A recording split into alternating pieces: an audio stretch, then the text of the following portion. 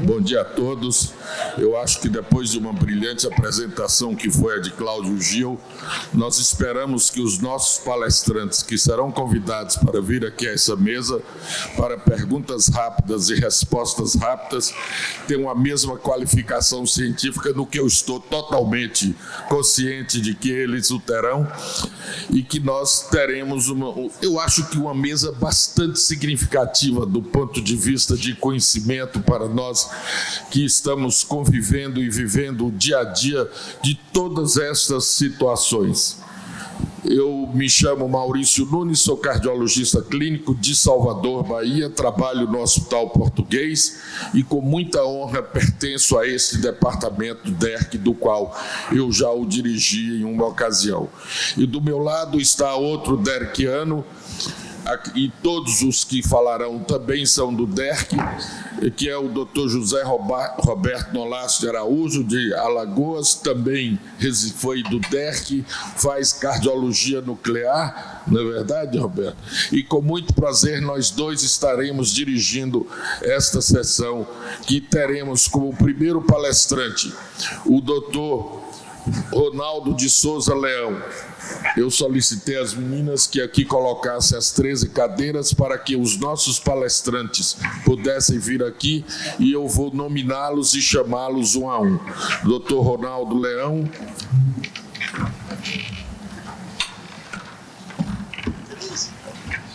Ronaldo de Souza Leão Lima, que é Associate Professor da Universidade Federal do Rio de Janeiro, Pós-Doctor e Fellowship do Nuclear Cardiology University of Virginia e diretor do CPDI DASA Nuclear Cardiology Laboratório em Fonte de Imagem. Dr. Thales de Carvalho, que é atualmente o nosso presidente, o presidente do nosso DERC, SBC, doutor em medicina aérea, na área de patologia pela USP, professor titular do Centro de Ciências de Saúde do Esporte da Universidade do Estado de Santa Catarina, diretor da Clínica de Prevenção e Reabilitação Cardioesporte em Florianópolis. Dr. Felipe Rodrigues Costa Teixeira, cardiologista pelo Dante Pazanese de Cardiologia, especialista em cardiologia pela SBC, AMB, especialista em ergometria e métodos graves do Dante Pazanese, membro da equipe de cardiologia do Hospital Nossa Senhora das Graças, coordenador do setor de métodos graves do Instituto de Neurologia e Cardiologia de Curitiba. Dr. Daniel Dyer, Fellow da Sociedade Europeia de Cardiologia, diretor científico do CEGESP da SBC, diretor do DERC e editor da Revista Brasileira de Medicina do Esporte, cardiologista da Clínica Integrada de Medicina do Esporte. Doutora Lara Cristiane Terra Ferreira, que será a segunda palestrante por solicitação da mesma, eu comunico a doutor Thales, o senhor presidente, cardiologista pela Sociedade Brasileira de Cardiologia, médica nuclear pela Sociedade Brasileira de Medicina Nuclear, diretora da CNC Cardiologia Nuclear de Curitiba. Dr. Rafael William Lopes, cardiologista e médico nuclear, médico assistente e responsável técnico pelo Serviço de Medicina Nuclear do Hospital do Coração, doutor em ciência da USP do Dante Pazanese de Cardiologia, presidente do Grupo de Estudo em Cardiologia Nuclear do DERC e membro da diretoria da Sociedade Brasileira de Medicina Nuclear. Professor Romeu Meneghello, ele não mandou as qualificações dele, mas qualquer um de vocês sabe quais são as qualificações, que ele é pai de todos nós aqui, ele é 10 anos mais velho do que eu. Ele foi meu professor no Dante Pazanese de Cardiologia e professor de muitos de nós. Romeu é uma pessoa querida, é uma pessoa que nos acompanha, diretor hoje médico do Dante Pazanese de Cardiologia, especialista em imagem de medicina nuclear, e é um querido de todos nós sabemos disso.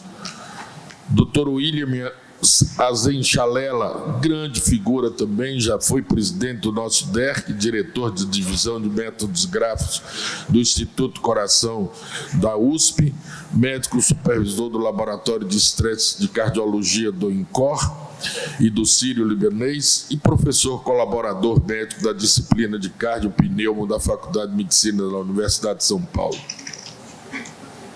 Pedro Ferreira de Albuquerque. Também é outro que dispensa qualquer comentário. Pedro é o nosso Pedrão de Alagoas. Pedro é ex-presidente deste departamento, ex-presidente da Norte-Nordeste de Cardiologia, professor da Faculdade de Medicina de Alagoas, cardiologista e ergometrista do HCO e do HMAR de Maceió. E uma pessoa extremamente querida por cada um de nós, o que realmente eu fico feliz de ser seu amigo. Nabil foi outro que não mandou. Eu acho que ele gosta de imitar Romeu em muitas coisas. Ele não mandou também as qualificações dele. Ele é jornalista atual da Globo, ele faz parte... Amanhã, estou dizendo, amanhã ele está no Esporte Espetacular. E Nabil também é um querido de todos nós, especialista em cardiologia do esporte, é do Dante Pazanese, todos nós o conhecemos. Dr. Luiz Eduardo Fonteles Ritt, The Little Big Man, é o pequeno grande homem. Uma das grandes experiências que nós vamos ter nos próximos anos no nosso DERC, na nossa medicina baiana, doutor em cardiologia pela Unifesp, especialista em cardiologia e ergometria pelo Dante, coordenador da reabilitação e métodos gráficos do cardiopulmonar e professor adjunto da Escola Baiana de Medicina. Então, como eu disse no início, será um prazer realmente muito grande ouvir cada um desses nossos colegas. E a primeira palavra, doutor Nolasco, vai, antes de doutor Ronaldo falar, dar as palavras dele de boas-vindas aos senhores, e é quem está colaborando aqui comigo na condução desses trabalhos. Eu tenho quanto tempo para falar? Você falou um bocado, não foi? Falei tudo. Bom, mas é o seguinte, nós vamos pedir aos palestrantes que cumpram rigorosamente o tempo para que nós possamos concluir a nossa tarefa. Que Mastrocola ontem não cumpriu. Então é o seguinte, o que nós vamos pedir é que cada um possa se deslocar ali, porque senão as pessoas que estão naquele lado não vão poder ver o palestrante. Então, nós vamos chamar o primeiro, que é o Dr. Ronaldo Souza Leão, que vai nos falar sobre a quantificação de isquemia. O que é que nós sabemos hoje e a importância disso. Sim.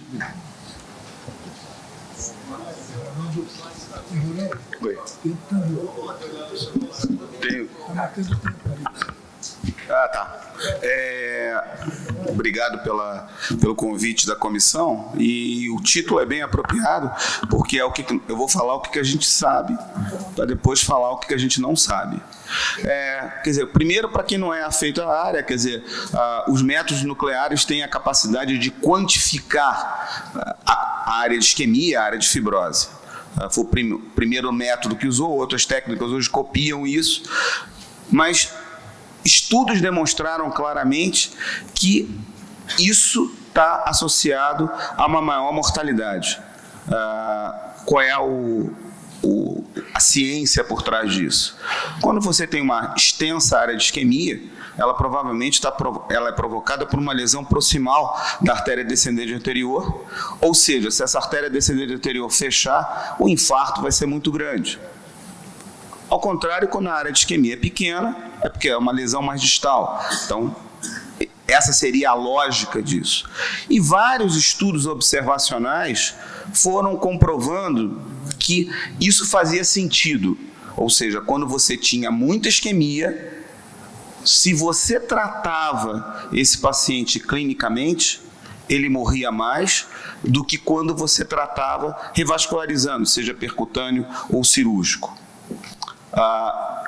Esses estudos observacionais depois foram seguidos por outras maneiras de tentar fazer, e eu recomendo aos senhores 2 estudos muito recentes que foram publicados no JACC. Um é baseado no registro japonês, em que eles pegaram uma população de pacientes que tinham feito cintilografia miocárdica e compararam pegando os que tinham muita isquemia, os que tinham moderada área de isquemia e o com pouca isquemia, e compararam quem era tratado clinicamente, quem era tratado revascularizado. Não é um estudo randomizado, mas eles usaram uma estatística, um score de propensão, que é uma metodologia científica de estatística, para tentar parear os grupos, e confirmaram essa impressão. Pacientes que tinham pouca isquemia, não havia diferença quando você tratava clinicamente, quando você revascularizava. Quando você tinha muita isquemia, havia essa diferença. Mas então o que a gente não sabe? Por que vem essa pergunta? Porque, em compensação, em outros estudos, principalmente o CURAS e o BARI-2D, esses dados não ficaram tão claros, embora esses estudos não tenham sido desenhados para responder essa pergunta. Nós não tivemos essa diferença demonstrada de forma tão clara. E por isso está em andamento um estudo isquímia, com o objetivo de tentar ver de uma forma controlada, ou seja, no estudo de isquemia, pega-se paciente com mais de 10% de isquemia e randomiza para tratamento clínico otimizado ou tratamento otimizado mais intervenção. E vamos observar o que acontece. Antecipadamente já se sabe que o estudo não vai ter resultados muito brilhantes, porque a mortalidade dessa população não foi a esperada no estudo. Eles têm muito poucos eventos, e talvez isso prejudique a interpretação. Mas, de qualquer maneira, existe um racional por trás dessa conduta que parece muito clara e que foi confirmada por diversos bancos de dados, estudos observacionais, que quanto mais isquemia você tiver, maior a mortalidade e, consequentemente, tratar isso seria benéfico. Ok.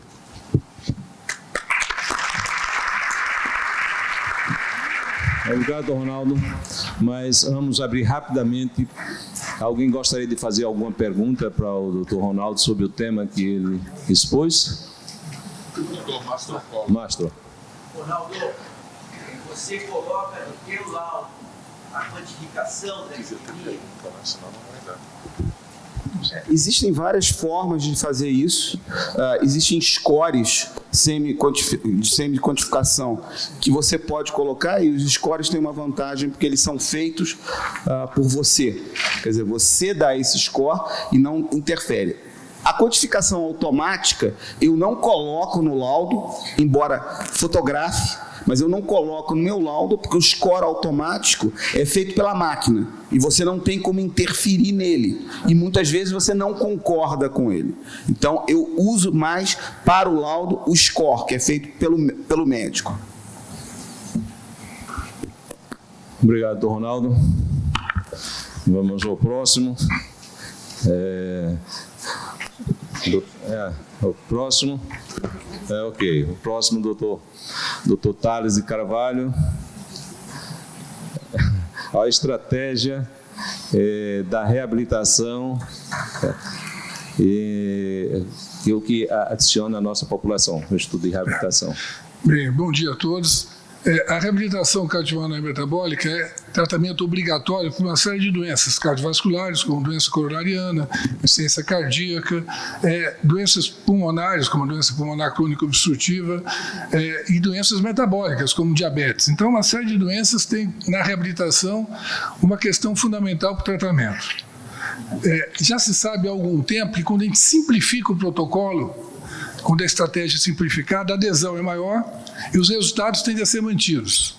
Isso é fundamental também para a questão da adesão e do custo do processo para o sistema público de saúde. A reabilitação baseada em domicílio é uma forma indireta de supervisão, né, e que está sendo inserida no contexto, tendo em vista alguns aspectos, dentre eles a baixa adesão à reabilitação no mundo inteiro. No mundo inteiro, a adesão à reabilitação deixa a desejar já num período mais curto. E aqui no Brasil, então, é lamentável. Em primeiro lugar, porque a gente nem tem programas de reabilitação. Quer dizer, são poucos centros de reabilitação, centros tradicionais, que funcionam em hospitais ou clínicas especializadas, mas poucas cidades têm. A maioria das capitais brasileiras não tem sequer um programa de reabilitação. Então, é uma estratégia que, obviamente, funciona como um tratamento individual, mas que falha em termos de estratégia pública. E o objetivo da reabilitação baseada em domicílio, os objetivos são os mesmos. É atacar as causas do problema por meio não somente do exercício físico, mas também por meio de mudança de atitude em relação à alimentação, controle de estresse, remoção do tabagismo, etc.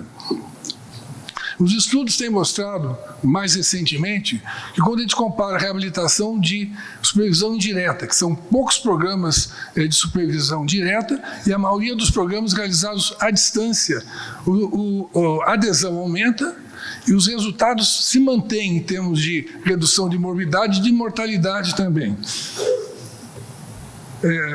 No entanto, obviamente, é um processo que no Canadá já existe há algum tempo, mas no mundo, no modo geral, inclusive no Brasil, é algo que ainda precisa se iniciar, precisa ser implantado. Em Florianópolis, nós estamos criando uma estrutura própria para isso na Clínica Cardiosport. Então, tem uma estrutura que vai levar em consideração, inclusive, a possibilidade de manter um contato com o paciente à distância, algo facilitado hoje pelos smartphones, enfim, pela internet. Agora, os estudos que a gente tem disponíveis são estudos que já avaliaram aquela comparação em termos de efetividade, em termos de redução de mortalidade, em termos de adesão, não somente 3, 6 meses, mas já 24 meses. E os resultados se mantêm favoráveis, embora ainda falta mais observação, falta mais estudos, principalmente em relação a subgrupos, como idosos, etc. No Brasil, um dos problemas da reabilitação, mesmo que a gente tivesse centros disponíveis, como na Alemanha, que tem reabilitação funcionando junto com os centros de saúde, é a mobilidade urbana lamentável, precária, é a violência e a própria situação de, perdendo tempo no trânsito, por exemplo, ter que faltar trabalho, um período de trabalho para frequentar um programa de reabilitação em centros importantes. Olhando o relógio aqui. Alguns que alegavam essa questão de medo do sujeito fazer exercício à distância, sem supervisão. Eu costumo dizer que a gente tem que ter medo de manter esse sujeito sedentário. Manter um cardiopata grave, um paciente com diabetes sedentário, é um perigo. Ele está convivendo com um grande inimigo e com um dos principais responsáveis pelo problema de saúde dele. Então, essa segurança está demonstrada também. Ou seja, os programas de reabilitação à distância, essa situação que não é semelhante à convencional em alguns aspectos, como supervisão, é uma questão que já está relativamente bem resolvida. Eu comecei a pensar em reabilitação indireta, ou orientando os pacientes para fazerem perto de casa, já há algum tempo, quando eu observava que os pacientes da UDESC, da universidade, por exemplo, paravam de fazer exercício em dezembro, quando a universidade estava em férias, e voltavam em março, 3 meses sem fazer exercício, porque tinham medo de fazer exercício sozinho. Então, inclusive, é um desserviço, porque cria uma dependência desnecessária. Então, por essas razões, levando em consideração que a reabilitação inexiste praticamente como estratégia de saúde pública, levando em consideração que isso se faz necessário, no meu modo de ver, a estratégia adequada para atingir a população de uma maneira mais efetiva é a reabilitação baseada em domicílio. É essa ideia que eu proponho, que eu defendo e que eu tenho grande entusiasmo em levar adiante assim que possível. Muito obrigado pela atenção de vocês. Obrigado, doutor Thales. Aberta. Perguntas da plateia?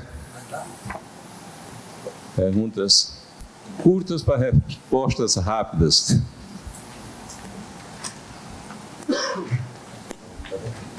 Ok, obrigado. Vamos fazer só uma mudançazinha na sequência.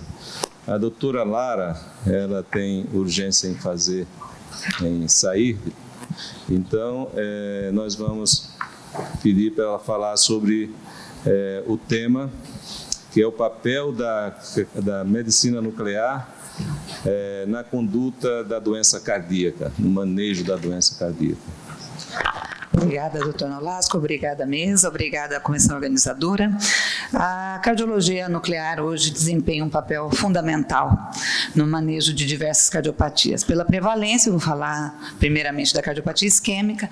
Nós sabemos que a cintilografia de perfusão miocárdica é uma técnica madura, amplamente disponível e que é muito eficaz não só no diagnóstico, mas principalmente na estratificação de risco e no direcionamento de tratamento. Com relação à estratificação de risco, ela é muito bem aceita por dois princípios básicos. Primeiro, porque uma cintilografia normal me mostra pacientes de muito baixo risco de evento cardíaco, com a taxa de evento menor do que 1% ao ano, sendo essa taxa um pouquinho maior em alguns grupos, como pacientes diabéticos e pacientes que fazem o estresse farmacológico ao invés do teste físico. E o segundo motivo é que o risco é exponencialmente maior de acordo com quanto maior é a normalidade da perfusão. Então, quanto mais alterações na perfusão, maior a mortalidade, e isso a gente pode quantificar, como disse Ronaldo, a gente pode quantificar a isquemia, e nós temos importantes trabalhos observacionais, amplos trabalhos mostrando que pacientes que têm isquemia acima de 10% do ventrículo esquerdo se beneficiam hoje no conhecimento que nós temos até agora do tratamento intervencionista, em detrimento do tratamento clínico. Então, dessa maneira, a cintilografia ajuda a direcionar o tratamento também. Uma outra área recente, até, de auxílio da cardiologia nuclear no diagnóstico das cardiopatias é na amiloidose, que é uma causa subdiagnosticada de insuficiência cardíaca com fração de ejeção preservada. Então, numa suspeita clínica de paciente com insuficiência cardíaca de fração de ejeção preservada, com evidências ao ecocardiograma ou na ressonância, a cintilografia se faz muito importante, porque ela tem dois papéis. Primeiro, confirmar que é a amiloidose, e ela diferencia o tipo de amiloidose, que é a TTR ou de cadeia leve. E isso é muito importante por conta do tratamento também. Hoje nós temos drogas novas que mostram o tafamidis, né, que deu uma melhor qualidade de vida e uma sobrevida aos pacientes que são portadores de amiloidose e TTR. É uma técnica barata, simples, nós usamos traçadores ósseos para fazer a avaliação da presença ou não da amiloidose. Uma especificidade muito grande, uma sensibilidade, uma acurácia muito grande. Isso, agora nós podemos falar um pouco de PET. No PET nós temos dois tipos de PET, o que avalia perfusão e o que avalia infecção e inflamação. O PET que avalia perfusão não é uma realidade no nosso país, mas ele é uma ferramenta espetacular porque ele permite a quantificação absoluta do fluxo coronariano e da reserva coronariana. Isso tem implicação prognóstica no manejo do paciente. No Brasil, o que nós temos com a técnica SPECT, nosso querido Dr. Ronaldo tem bastante experiência com isso, e estudos mostram que é possível fazer avaliação do fluxo com as novas câmaras CZT. Mas com a relação às infecções e inflamações, nós temos no país o PET com FDG. E o PET com FDG tem, então, contribuído muito no diagnóstico da endocardite infecciosa, por exemplo. Então, quando existe uma dúvida diagnóstica, após os critérios clínicos de Duke modificado ou eco, não foram diagnósticos ou são negativos ou inconclusivos, existe uma forte suspeita clínica, o PET pode ajudar tanto para confirmar a presença de endocardite ou para excluir a presença dela, de pacientes com próteses valvares e dispositivos intracardíacos.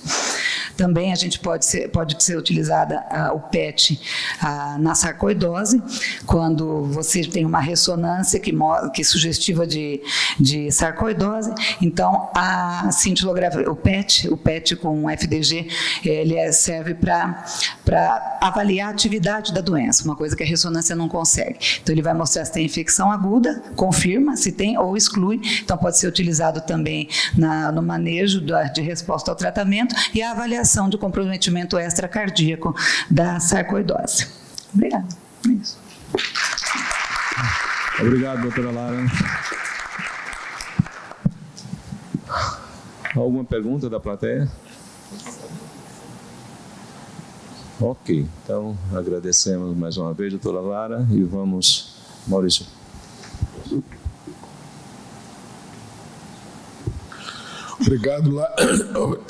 Obrigado, Lara, pela brilhante apresentação. Eu deveria ter tido uma pergunta.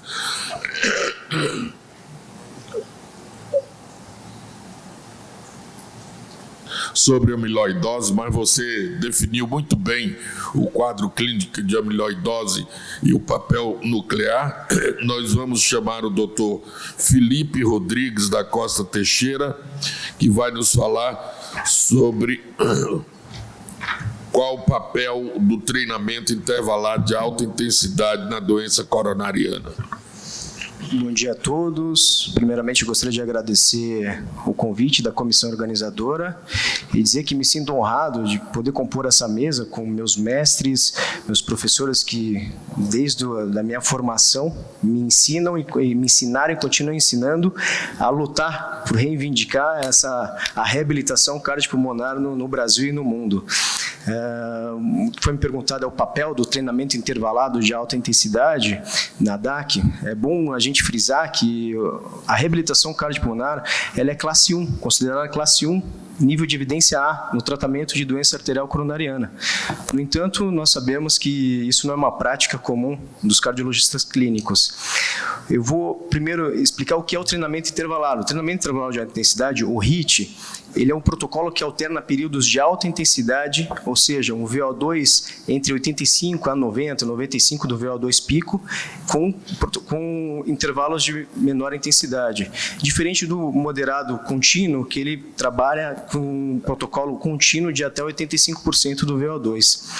Eu busquei na literatura onde os estudos mais antigos para ver quanto tempo já tem os estudos com HIIT na população coronariana. Identifiquei estudos desde 81 que já tem ver se o HIIT, o treinamento intervalado de alta intensidade, tem segurança nesse tipo de paciente.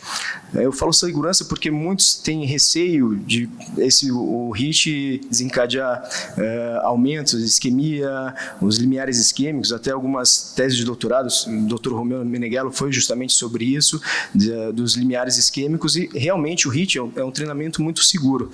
Tem um trabalho que eu gostaria de mostrar para vocês, é o SmartX HF, que foi em 2017, que comparou HIIT, treinamento moderado, e a população controle.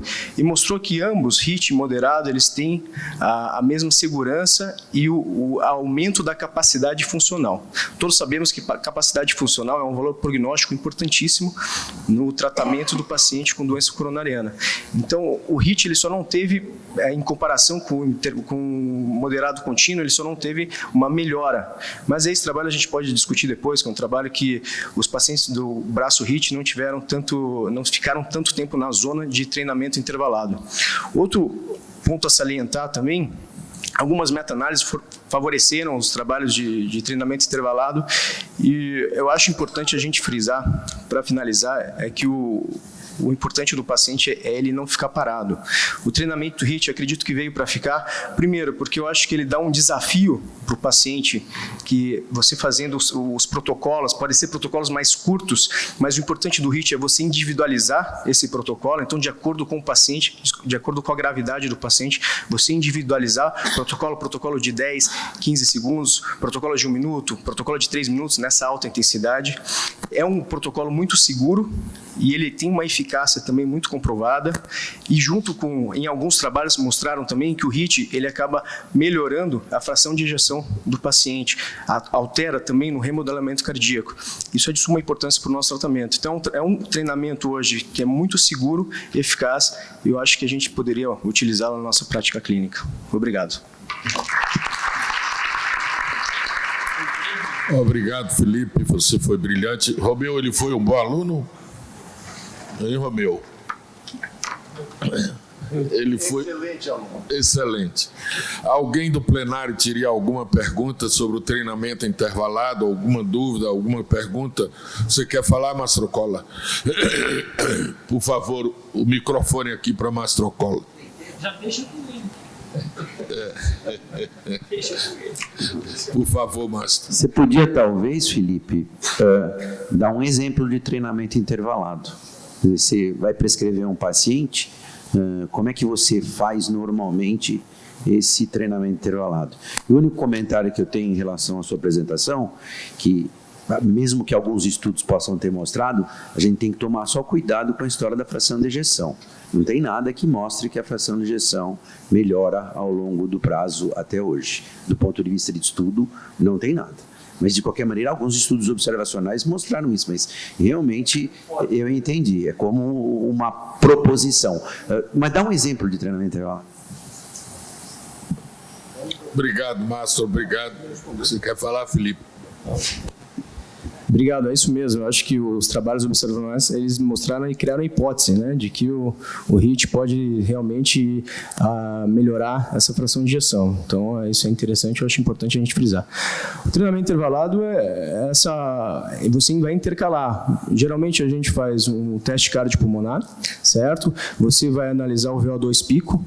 Do VO2 pico, você vê a frequência cardíaca e você vai atuar nessa frequência cardíaca. Então, quando ele estiver um período, geralmente eu sempre individualizo o paciente, então eu vejo a condição do paciente, porque o que é o HIIT? Por exemplo, eu tenho um paciente com insuficiência cardíaca, o paciente está em classe funcional 4, ele levantar da cadeira, dar um passo, isso é um HIIT para ele. Sabe? Então, a gente precisa ver, por isso que é importante a gente ver e individualizar o paciente. Então, eu faço o VO2 pico, 90% da fração da frequência cardíaca atingida no VO2 pico, faz um tempo. Geralmente, eu não faço mais de 90 segundos. Eu acho que quanto maior o tempo no HIIT, menor é a adesão do paciente, menor tempo ele fica nessa zona. Então, se a gente quer fazer um treinamento intervalado de alta intensidade, ele tem que ter o maior tempo possível nesse então, é 1 minuto e meio, 2 minutos na frequência abaixo, e depois vai intercalando assim. Tá ok? Obrigado, Felipe. Vamos agora ouvir o Dr. Daniel Daer falar sobre arritmia e cardiopatias no atleta veterano. É um fato ou mito?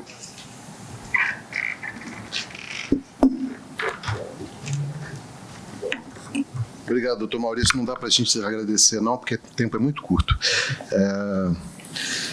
Essa situação de atleta veterano tem sido um desafio muito grande, né? Ultimamente, o que a gente mais se pergunta é: fazer exercício é bom, todo mundo sabe que é bom, a gente já viu que fazer exercício ou não fazer exercício é fator de risco, a gente viu isso na última apresentação.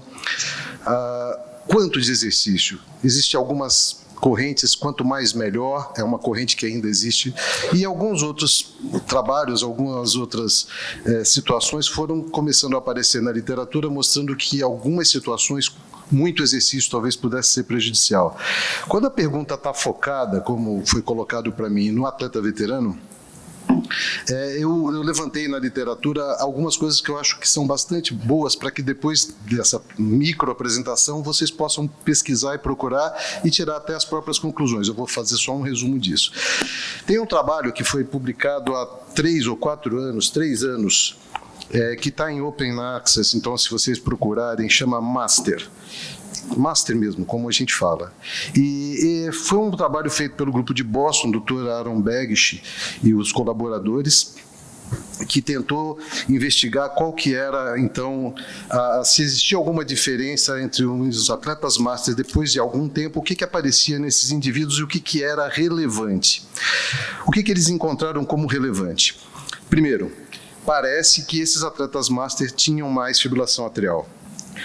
Isso começou a ser comentado na literatura e esse é um caminho que parece que está acontecendo realmente. Nós temos essa experiência lá no nosso laboratório do HCO, no Nabil, no Dante, todo mundo que vê atleta já tem essa percepção.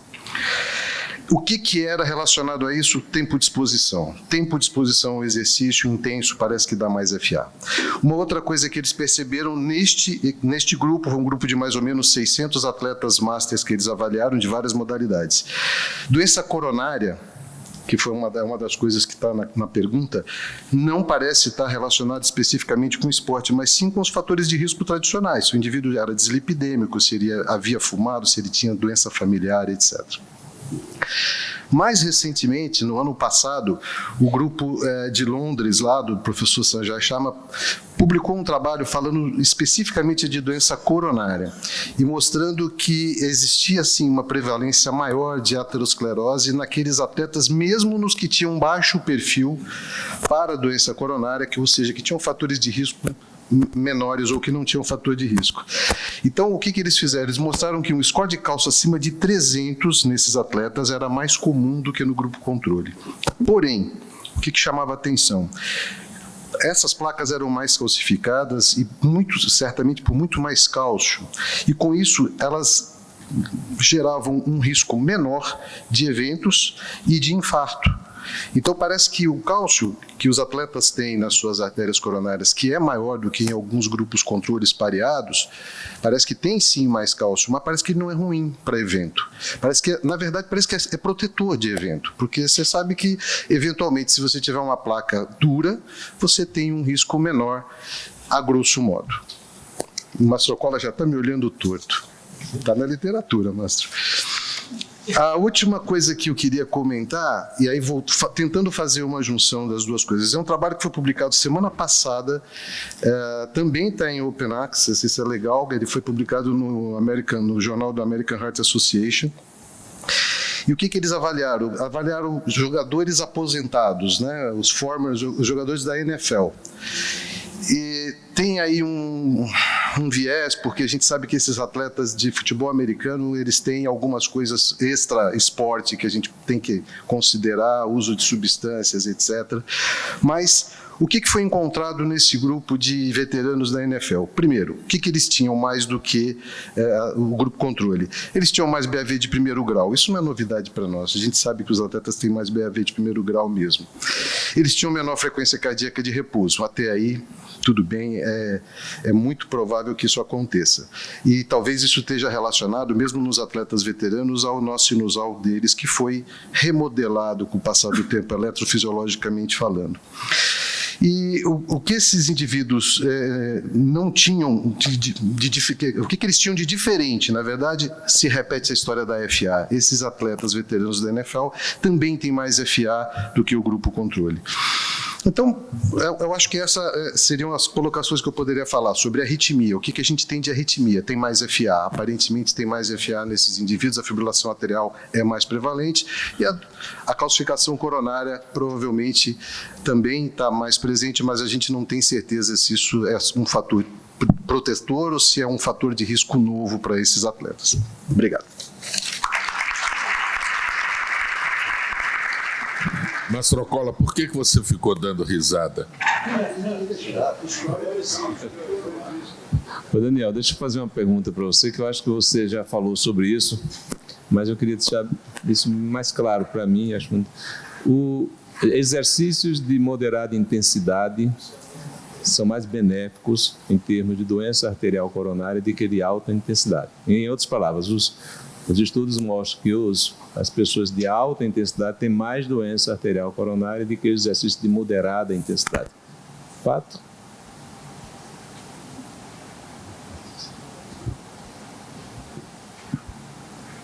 Eu não vou poder falar muito, senão o Nabil vai brigar comigo, porque ele vai falar de cardiotoxicidade de exercício.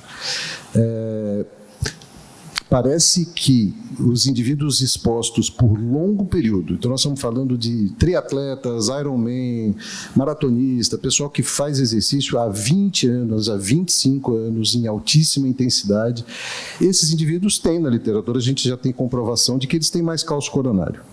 E isso é verdade. Tá? Agora, parece também que esses indivíduos, está comprovado que eles têm menos evento.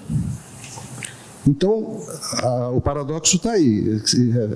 Será que então é diferente a fisiopatologia dessa placa? Certamente, a parte endotelial desses indivíduos é diferente, a placa é diferente, e generalizando, a gente pode dizer o seguinte, que talvez, se você quiser falar populacionalmente, né, para um grupo aberto, faça exercício sempre de moderada intensidade, beleza, você está super seguro. Se você fizer de moderada para alta intensidade, talvez também seja muito bom, você pode estar correndo algum risco. Só que isso não é só exercício, você tem que levar em conta os outros fatores de risco. Por favor, vamos chamar agora o Dr. Rafael William Lopes, de São Paulo. Ele vai falar para nós: medida de fluxo miocárdico absoluto tem relevância na prática clínica? Bom, obrigado à comissão. Para mim é uma honra realmente estar compondo essa mesa. Para falar um pouquinho de medida de reserva de fluxo, acho que vocês tiveram a oportunidade de ter brilhantes palestras aqui no evento sobre a reserva de fluxo coronária. A medida de reserva de fluxo ela foi validada e criada especificamente com o PET, com a tomografia de emissão de pósitrons. A Lara já citou que a gente no nosso meio não dispõe da metodologia de PET para perfusão, efetivamente. A pergunta que foi dada é se ela tem relevância clínica. Eu diria para vocês que eu acredito que ela tem e terá muita relevância. Por quê? Essa metodologia é relativamente nova. Nós estamos vendo os guidelines de validação e de padronização do PET e da própria reserva de fluxo foram publicados em 2016. Então, muito das informações que a gente vai coletar e de como isso vai impactar na clínica, elas ainda estão surgindo, ainda estão por surgir. Eu acho que o que a gente tem aqui de novo é a possibilidade de a gente estar fazendo essa reserva de fluxo, não só apenas pelo PET, mas o Dr. Rafael Giubini mostrou muito bem, o Ronaldo tem protagonismo nessa área, é a possibilidade de fazer essa reserva de fluxo por meio das câmaras cintilográficas, no caso das câmaras ultra rápidas de CZT. E aí talvez isso esteja mais disponível, mais acessível no nosso meio, num tempo mais relativamente curto. O que eu acredito? Eu acho que o Dr. Rafael foi muito feliz quando ele fala, para a gente ver alguma coisa, a gente precisa medir. E diferente de outras metodologias que tentam inferir a repercussão de determinadas lesões, ou efetivamente da doença como um todo, da carga de doença, quando a gente está medindo reserva de fluxo, é como se a gente tivesse a medida de isquemia.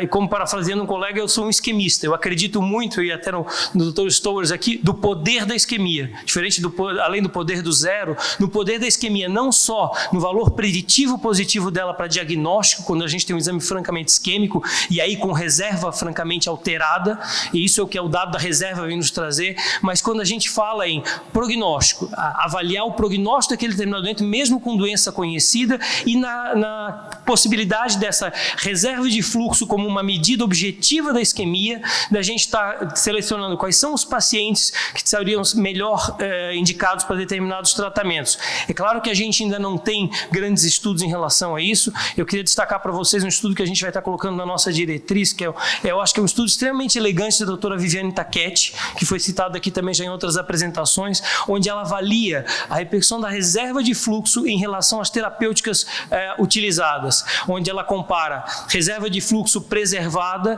pela absoluta em relação a tratamento clínico, angioplastia e cirurgia cardiovascular. Apesar de ser um grupo relativamente pequeno de pacientes, ela mostra que, a despeito de algumas diferenças, essas diferenças, quando a reserva de fluxo está preservada, não foram significativamente estatísticas em termos de desfechos nesse grupo de eventos. Agora, a realidade é completamente diferente quando aí sim nós temos reserva de fluxo alterada, né? A reserva de fluxo ela mede a interação não só do vaso, mas como todo o fenômeno de perfusão, envolvendo não só determinadas patologias obstrutivas, mas também a reserva coronária de toda a microcirculação. Então, e aí quando você vai avaliar paciente com reserva de coronária diminuída, aí sim, a manutenção desses pacientes em tratamento clínico tem um número muito maior de desfechos quando comparado às terapêuticas, seja intervencionista, seja angioplastia ou cirurgia. Ou seja, nos parece que em estudos observacionais, realizar procedimentos nesses pacientes com reserva coronária diminuída é sim benéfico. Ao contrário que realizar procedimentos em pacientes onde a reserva ainda está preservada não parece ter tido diferenças a longo prazo. E o importante deixar de mensagem, além da reserva, e por que eu digo que eu acredito no impacto, a reserva coronária, a medida do fluxo coronário, ela vai além da doença coronária. Tá? Já tem uma série de trabalhos também demonstrando que a capacidade de prognóstico da reserva coronária ela é verdadeira para miocardiopatia hipertrófica, para pacientes com insuficiência cardíaca. Então, quando nós estamos falando de pacientes com reserva coronária diminuída, estamos falando de pacientes de mais alto risco. A questão que talvez ainda fique para a gente é como impactar nessa reserva, em melhorar essa reserva. E aí a gente tem reabilitação, algumas medidas farmacológicas, a discussão entre estatinas, etc. Mas eu acho que isso vocês vão ver um futuro em breve e eu acredito que a gente tem um futuro cintilante, para brincar, brilhante para reserva de fluxo. Obrigado.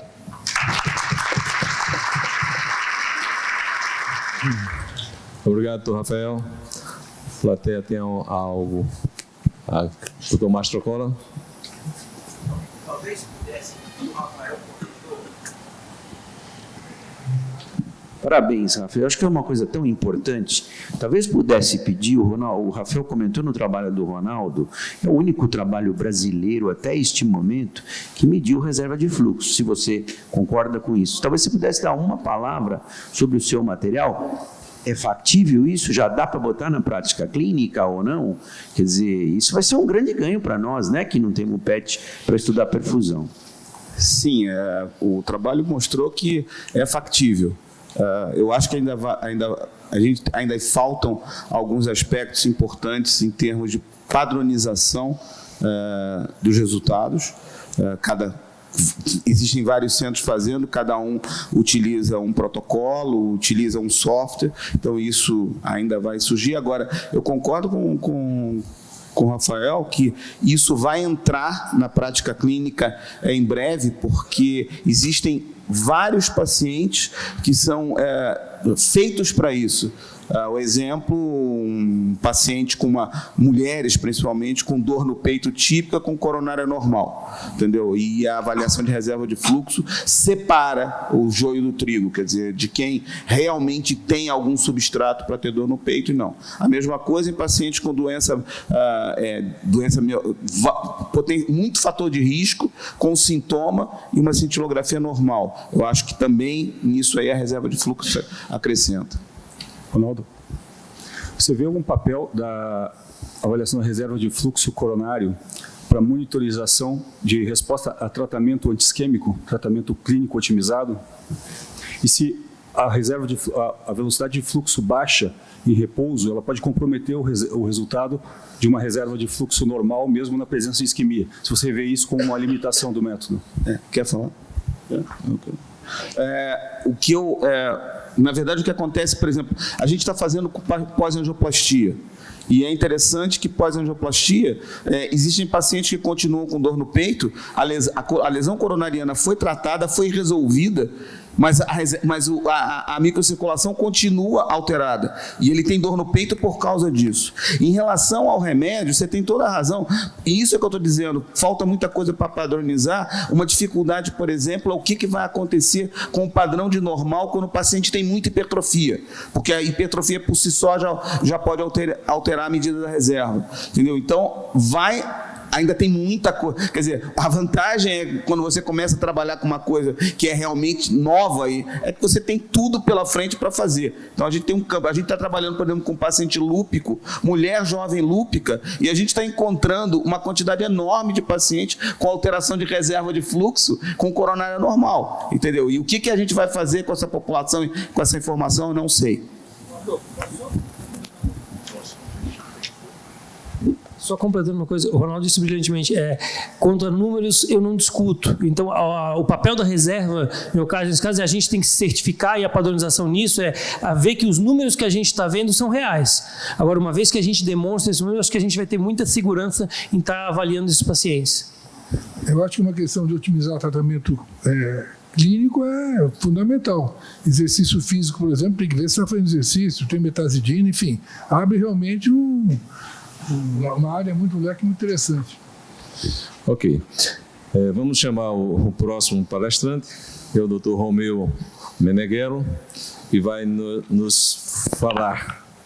O score de cálcio irá substituir o teste ergométrico nos programas de check-up?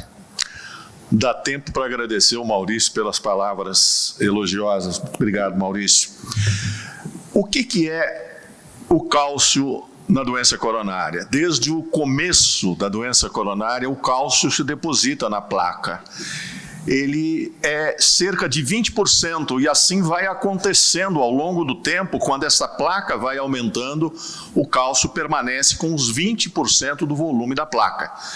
E, obviamente, isto indica que a aterosclerose, quanto maior for o score, ela está mais difundida nas artérias do que quando é um pontinho só no começo, por exemplo, de um paciente que inicia o seu processo de aterosclerose coronária.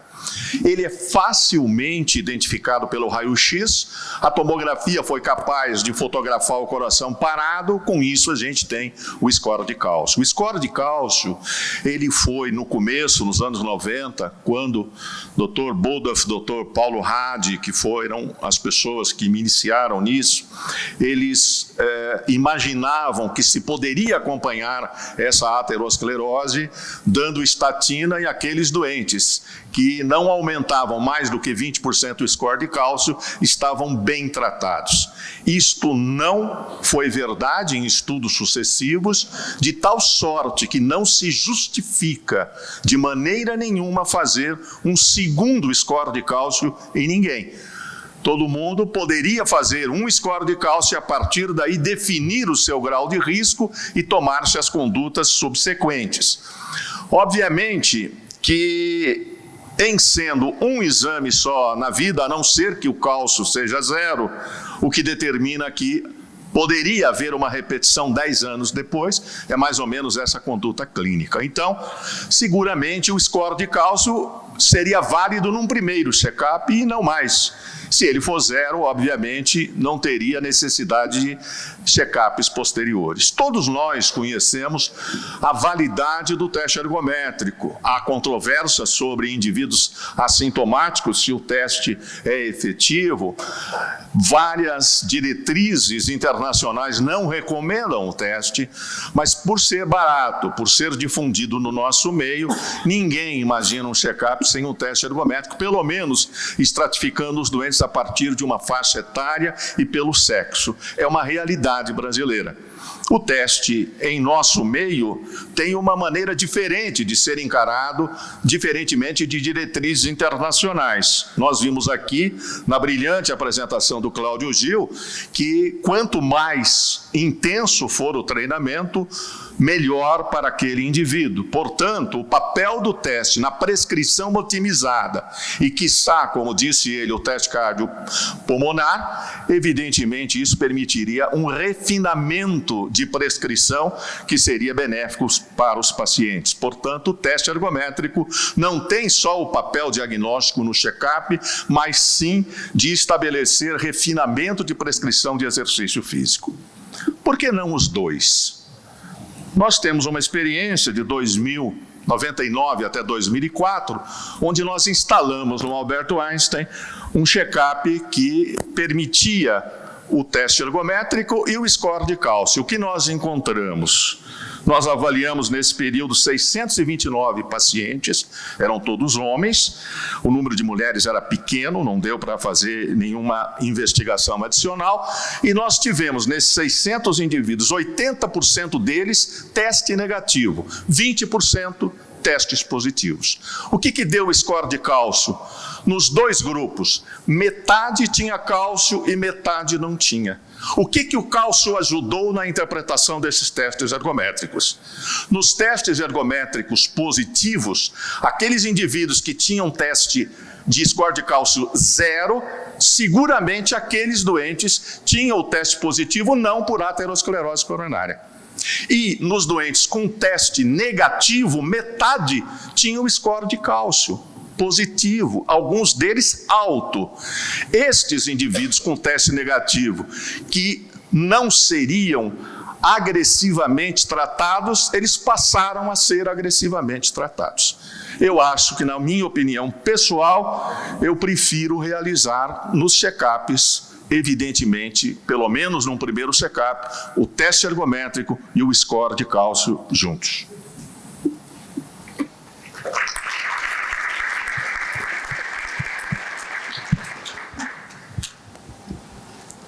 Alguém gostaria de fazer algumas considerações?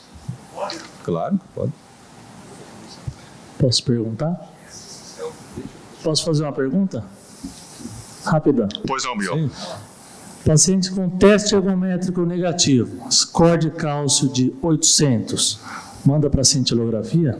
Eu acho que no assintomático eu não mandaria. De repente você tem um score de cálcio 800, porque você tem um maratonista, aliás, eu não respondi isso para o Daniel, o que eu falei aqui é totalmente diferente dos maratonistas, eles são diferentes, nós não sabemos ainda o porquê. Eu acho que não, Miguel, não haveria diretriz que embasasse esse tipo de conduta. A informação do cálcio alto, se for um atleta com teste de esforço normal, com alta capacidade funcional, você utiliza a informação do cálcio alto para decisão de tratamento?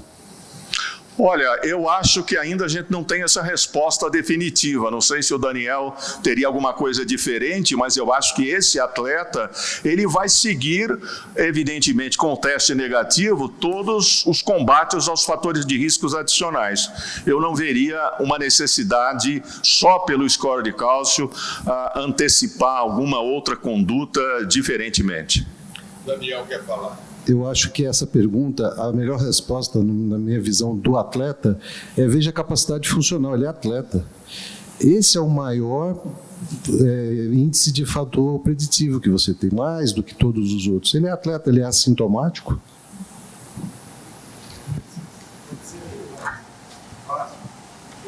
Márcio, quer falar? Não.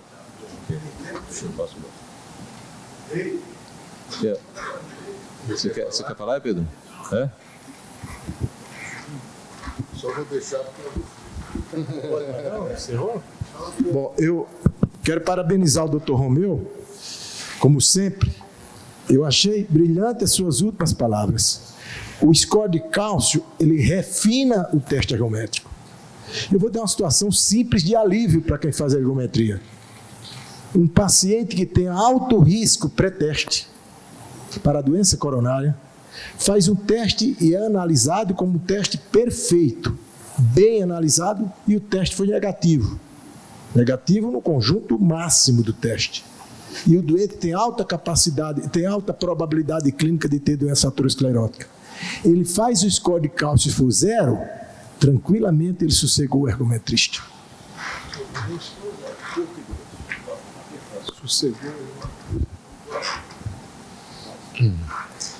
Próximo palestrante, Dr. William Chalela, que vai nos falar sobre o papel do teste ergométrico na sala de emergência. Bom dia. Inicialmente, eu queria começar assim, didaticamente falando quais são os objetivos de realizar um método não invasivo na sala de emergência. São 2. Para fazermos o diagnóstico de síndrome coronariana aguda e também diferenciar de outras patologias. E o outro é realizar a correta estratificação de risco desses pacientes e, com isso, reduzir custos e tempo de internação desses indivíduos com dor torácica. E quem são os candidatos a realizar o teste de esforço para estratificação de risco não invasiva, tá? Nos pacientes com suspeita de síndrome coronariana aguda? São aqueles classificados de baixo risco.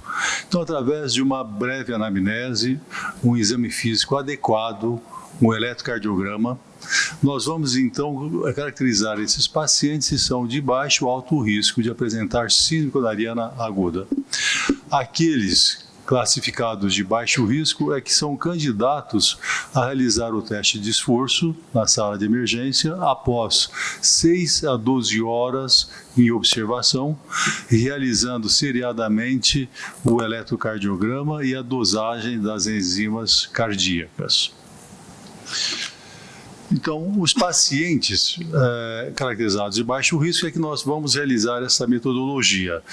E o teste de esforço, ele está muito bem definido, o seu papel, né, na sala de emergência. É de suma importância nós escolhermos um protocolo adequado. Então, quais seriam esses protocolos que nós poderíamos estar utilizando? Protocolo de Bruce modificado, protocolo de rampa e, se necessário, até o protocolo de Naughton ou Naughton modificado. E vários estudos na literatura mostram que você classificando adequadamente o paciente, utilizando esses protocolos, você tem um teste muito seguro, com uma baixa mortalidade, semelhante a quando a gente realiza o teste de esforço convencional na população geral. E o mais importante de tudo isso é o valor preditivo negativo, que é excelente. É em torno de 98% em média, de acordo com vários estudos publicados na literatura, que não é diferente de quando o valor preditivo negativo, que quando a gente faz essa avaliação dos vários trabalhos na literatura que realizaram na sala de emergência a cintilografia de perfusão miocárdica através do protocolo em repouso. E os estudos mostram que a média desse valor preditivo negativo é em torno de 99%, ou seja, muito semelhante. E ressalto que o teste de esforço da sala de emergência é um exame seguro, de baixo custo e com ampla disponibilidade. Então, isto posto, gostaria de comentar um trabalho muito interessante que foi publicado em 2015 por Durval e colaboradores no European Journal Nuclear Medicine. Eles tiveram como objetivo avaliar nos pacientes na sala de emergência com dor torácica através da cintilografia de perfusão miocárdica associada ao teste de esforço. Fizeram parte dessa casuística 960 pacientes com dor torácica que realizaram essa metodologia e que foram seguidos durante 41 meses.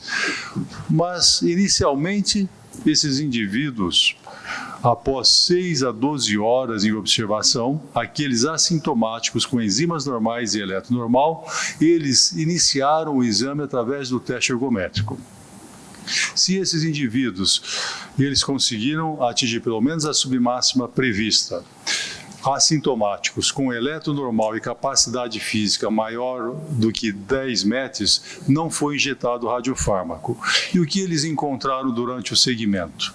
Que a sobrevida livre de mortalidade ela foi semelhante para aqueles que realizaram o teste de esforço convencional, ou seja, 95%, comparado àqueles que realizaram a cintilografia de perfusão miocárdica, que foi de 98%. Portanto, sem diferenças significativas. Mesmo quando ajustado para os fatores de risco, o resultado foi semelhante. E quando esse estudo eles analisaram apenas os exames normais, também não houve diferença. Portanto, o teste de esforço na sala de emergência tem um papel muito importante, porque tem uma relação custo-eficácia muito boa. E é um exame seguro, diminui tempo e custos, tem ampla disponibilidade e sem prejudicar o valor prognóstico desses pacientes, tá? E também sem prejudicar o valor prognóstico e também é um método que não aumenta a segurança, é um teste seguro e que não coloca em risco esses pacientes. Muito obrigado. Obrigado, doutor Chalela. Não teremos perguntas, porque o senhor explanou de uma maneira muito clara que não dá margem a dúvidas. E vamos chamar com muita alegria o retorno de Pedro Albuquerque para os nossos eventos. Você não sabe que alegria eu estou tendo, Pedro, de chamá-lo para lhe ouvir de novo nos nossos eventos. Pacientes com teste isquêmico, quando a tecnologia de imagem pode contribuir. Apesar de você estar retornando, não se esqueça que você só tem 5 minutos. Bom, muito obrigado, doutor Maurício. Bom dia a todos. Nós trabalhamos há 40 anos da mesma forma, 10 a 15 exames por dia, dentro de um hospital, ao lado de uma unidade coronária. Defendo o teste ergométrico sem nenhum interesse de conflito. Nós estamos chegando em métodos de estratificação valiosos, e agora no Brasil o sonho de todos, um método funcional, não invasivo, que é a reserva de fluxo, é o FFR, não invasivo. Mas eu falo para vocês que uma indicação racional na avaliação de um doente que tenha coronária, doente ou não seja coronariano, o teste ergométrico como primeira estratégia ainda continua. Eu vou mostrar um caso clínico a seguir, muito interessante nesse sentido, se o senhor tiver e me der o prazer de assisti-lo. Bom, a pergunta é sobre o teste ergométrico isquêmico Um teste ergométrico isquêmico, qual é o valor prognóstico desse exame? O que é que nós poderíamos acrescentar neste exame? Eu digo assim, o teste ergométrico isquêmico, a primeira coisa que a gente tem que analisar é a população que está estudando. O teste ergométrico em mulher é o protótipo dessa pergunta. A mulher dá ST alterado, uma especificidade muito baixa. Se nós formos pensar em coronariopatia em teste positivo em mulher, nós vamos ter muito falso positivo. Então, a primeira é mulher. Segundo, são os idosos. Os idosos, eles têm uma incompetência cronotrópica, eles não fazem um bom exercício, não alcançam a carga adequada e eles têm ST duvidosamente alterados. São outros tipos de população que precisam de exames adicionais. Não vamos discutir qual o que vem depois. Então, o teste aí sozinho nessas mulheres que têm ST em depressão alterado, nos idosos, nos diabéticos. O diabético, a análise do diabético é igual à análise de um não diabético. Se você considerar a capacidade funcional boa. Se não considerar, adiciona outro exame para sensibilizar a isquemia nesse tipo de paciente. Lembrar que o diabético tem isquemia silenciosa e o diabético tem muita alteração inespecífica de ST no repouso. O terceiro população que alteração de eletro e precisa de outro exame é o bloqueio de ramo esquerdo. Está definido que as alterações são muito intensas no bloqueio de ramo esquerdo, correndo por conta do bloqueio. Bloqueio de ramo direito, ainda as coisas não estão claras, mas bloqueio de ramo esquerdo precisa de outro exame na estratificação. Qualquer alteração que torne o ECG de repouso alterado, que ele seja por supra-DST ou a própria onda T, esse exame chamado de SD de repouso não interpretável, eles comumente dão alterações no teste que precisa de uma avaliação adicional ao teste ergométrico. Isso é comum em hipertenso e comum em hipertrófico. Então, essa meta-análise que traz o teste de esforço de 66% de sensibilidade, 77% de especificidade, foi de Jean Rossi há 20 anos atrás. Isso está mudado na análise contemporânea do teste de hoje. As análises que eles fizeram foi só a única alteração de ST, que era depressão. Eles não incorporaram nada além do segmento ST e tocaram sensibilidade no teste, e até hoje a ergometria vai sofrível. Não tem nada que coloque o teste ergométrico no palco mais brilhante do que todos esses métodos. Quando correlaciona com o teste é como aspirina. É muito difícil esquecer. Muito. Não tenho nenhum conflito de interesse e estou à inteira disposição dos senhores. Eu sou de Alagoas, agradecendo a todo o Paraná por esse belíssimo congresso.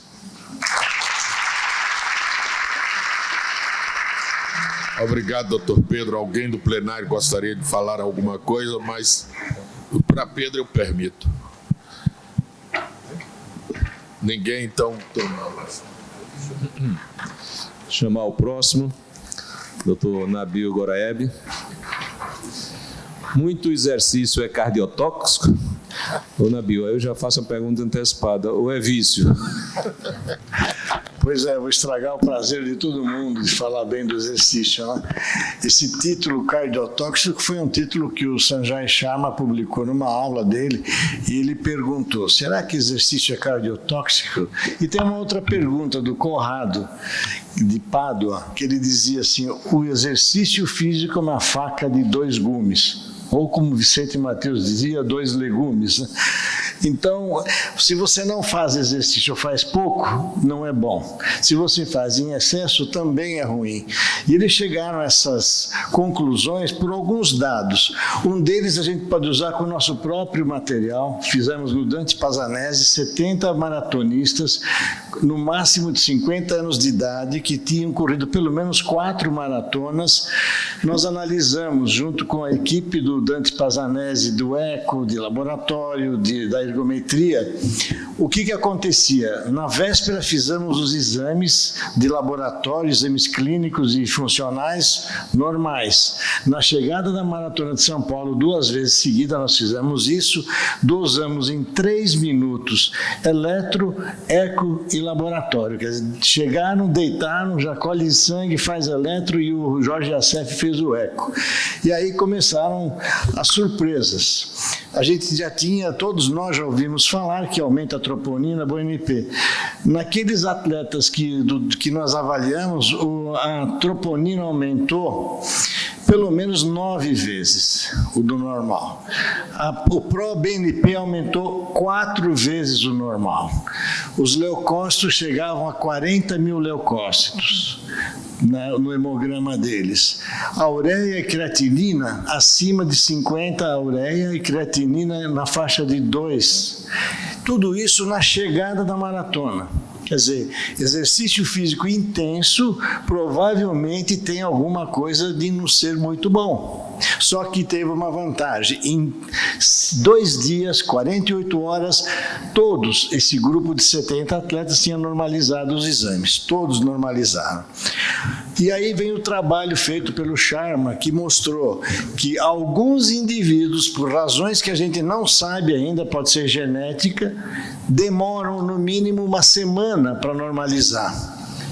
E essa demora de 1 semana pode levar alguns deles a terem fibroses e outras alterações do miócito, distensões do miócito, levando ao que o Dr. Daniel Daer comentou. Ele também fez parte do grupo de exames, não de corredores nossos, e que mostrava que a distensão do átrios levava a pequenos pontos de focos de fibrose que mais para frente começaram a formar fibrilações atriais e extracístoles, inicialmente supraventriculares ou atriais, e depois desencadeando também arritmias ventriculares. E é interessante, nos últimos meses nós temos recebido ex-atletas profissionais de futebol, de basquete, que eram profissionais, inclusive campeões, com fibrilação atrial e com extracistolia frequente, monomórfica, mas frequente. Fala, bom, e agora?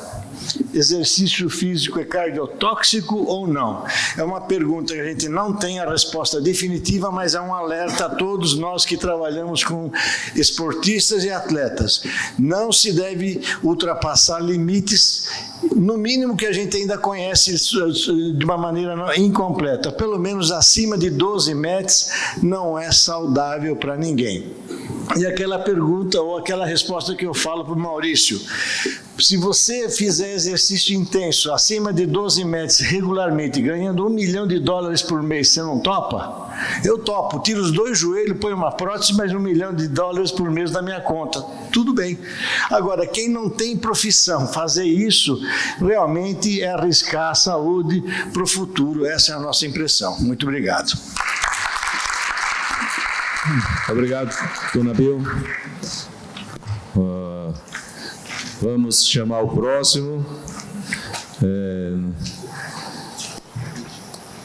Qual o papel do teste genético para prever o papel dos testes genéticos relatados a morte súbita, para prevenir a morte súbita? Em atletas, né? Em atletas. Em atletas. Bem, Luiz Eduardo Ritt. Já boa tarde a todos. Primeiro, quem pegar a nossa diretriz, eu acho que a diretriz de cardiologia do esporte, ela foi muito feliz na sua parte dedicada à análise genética do atleta, que ela começa com a seguinte frase: nós estamos discutindo ainda o mundo em fazer eletro ou não em atleta. Então, não vamos evoluir para começar a fazer teste genético em tudo quanto é atleta, gente. Não é assim. A indicação do teste genético no atleta, ela vai seguir a mesma indicação do teste genético na população em geral. E onde o teste genético pode ser útil? Ele pode ser útil, primeiro, quando você tem um indivíduo com diagnóstico de alguma patologia que tenha dentro da sua patogênese, pode ser uma questão genética, e aí entram as miocardiopatias hipertróficas, as displasias arritmogênicas do ventrículo direito, algumas canulopatias. Então o indivíduo tem um diagnóstico, alguém tem um diagnóstico. Este indivíduo que tem um diagnóstico pode se lançar mão da genética para, primeiro, ajudar no prognóstico desse indivíduo. É o caso da miocardiopatia hipertrófica, que alguns genes, por exemplo, estão relacionados a um pior prognóstico. Para que a partir dali que se determine qual gene determinou a patologia, a doença naquele indivíduo, possa se fazer um screening familiar direcionado. Então, no atleta, por exemplo, se esse indivíduo é atleta e tem alguém na família que tem uma miocardiopatia hipertrófica, por exemplo, diagnosticada, se a gente determina qual é o gene do probando, que é do indivíduo que tem a doença, o atleta pode ser dosado para ver o quê? Se ele precisa ficar sendo seguido para desenvolver a doença, que desenvolve em algum momento a doença ou não. Se esse indivíduo tem o gene negativo, a gente fica muito tranquilo, por exemplo, e não há necessidade de um segmento com imagem de uma forma muito frequente.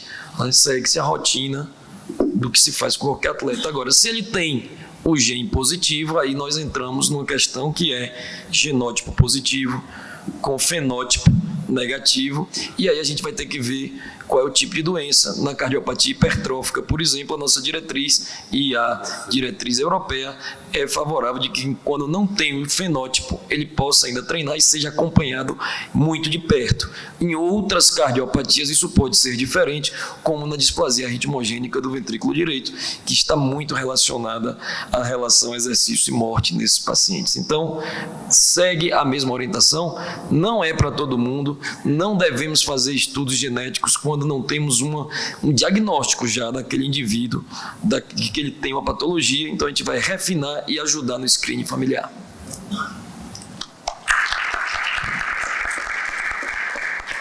Muito obrigado, doutor Ritt. Com isso, encerramos essa primeira etapa. Eu solicito que os senhores permaneçam aí, que eu vou solicitar a presença do doutor Mastrocola, que vai moderar o caso de doutor Pedro Albuquerque. Antes de eu dizer até logo, eu quero dizer para os senhores que foi um dos melhores congressos de cardiologia que eu assisti nos últimos tempos, foi esse de Dr. João Vidla. O Paraná está de parabéns, foi uma beleza de congresso e eu pude assistir tudo e com certeza aprendi muita coisa. Foi um prazer estar com os senhores e uma boa tarde, um bom fim de semana e bom Dia dos Pais para os pais. Enquanto prepara a mesa ali, só comentar da satisfação de conseguir essa mesa que foi de 11 jogadores do DERC, comandada por 2 treinadores ali, uma sessão que voltou àquela sessão sem slide, sem raiz, se respeitando o tempo, se tão um pouquinho atrasada, porque começou atrasada a sessão. E para encerrar esse simpósio do DERC Internacional, foi um esforço conjunto, nada melhor do que a satisfação de ter o Dr. Pedro de volta ativo para encerrar esse simpósio do DERC dentro do Congresso Paranaense de Cardiologia. Parabéns também a você, Arnaldo.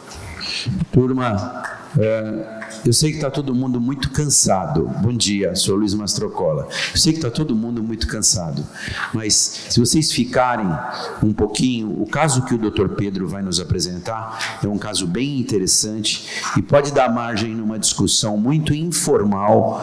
Eu acho que assim, há grandes ganhos para todos nós do ponto de vista de conhecimento. Está todo mundo cansado mesmo. Vou fazer um depoimento para vocês. Nós estamos há muitos anos nos congressos. Se não foi o melhor da minha vida, pessoalmente, foi um dos melhores. Nunca vimos um congresso organizado. Parabéns a todos aqui de Curitiba. O João não está aqui, eu posso falar. Falo no nome da pessoa do Arnaldo, que esteve aqui. Nunca vimos, eu estou respondendo por alguns, um congresso tão bem organizado, um congresso tão bem estruturado, com uma amizade e uma interligação tão grande, um grande ganho de conhecimento, um grande ganho. desempenho. Todos que estejam no Congresso. Então, aceite aí os parabéns sinceros, Arnaldo, Miguel, em nome de todos. E assim,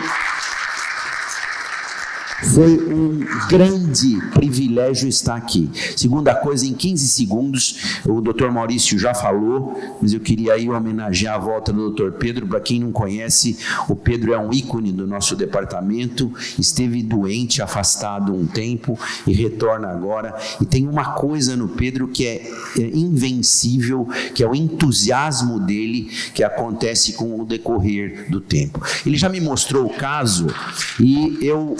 assim, pessoalmente eu não concordo com um monte de coisas do caso dele, mas ele não vou brigar com ele. Ele vai apresentar o caso e nós vamos fazer de maneira informal. Eu vou ficar aí embaixo e vocês vão participar com a gente. Nós temos poucos minutos para apresentar, então você não se estenda muito, tá bom, Pedro? Então vamos lá, Pedro, o microfone é todo seu. Nós vamos começar um caso simples, um achado incomum no teste ergométrico tardio pós-infarto. Então acho que todo mundo, por favor, pode se manifestar. Eu vou ficar aqui porque eu não gosto de ficar lá em cima. Bom dia. Eu sempre, quando eu trago esses casos, eu gostaria que deixasse os senhores bem à vontade. Um caso clínico é como se você estivesse no seu consultório, lá no seu trabalho. Eu trabalho em Maceió, no estado de Alagoas, dentro do hospital, tem hemodinâmica, tem unidade coronária, só não tem reabilitação nem teste cardiopulmonar. Bom, esses são os métodos. Eu vou aproveitar e falar que o nosso departamento é um departamento muito forte, é um departamento muito produtivo e divulgamos nesses meios aqui, todas as ações do departamento. Ele engloba cardiologia nuclear, cardiologia do esporte, ergometria e a reabilitação. Temos a revista do DERC, hoje um boletim, um jornal eletrônico, temos a própria revista do DERC, o livro da SBC, escrevemos as diretrizes, que agora vem a terceira diretriz, estamos preparando e escrevendo, e o livro do DERC será lançado em Porto Alegre, dentro do Congresso Brasileiro.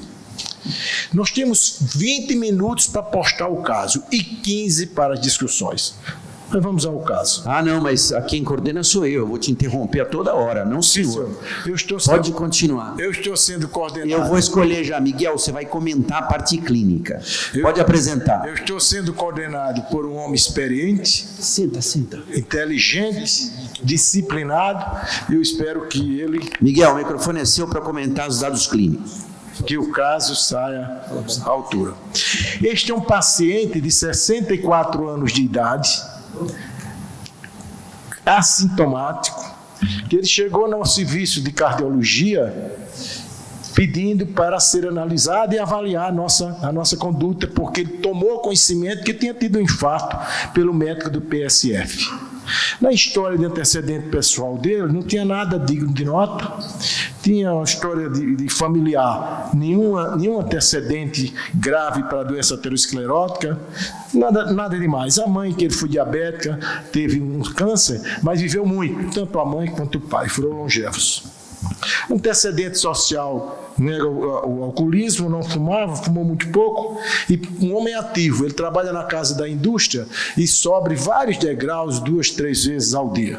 E finais de semana ainda faz uns 4 ou 5 quilômetros na praia de Pajuçara.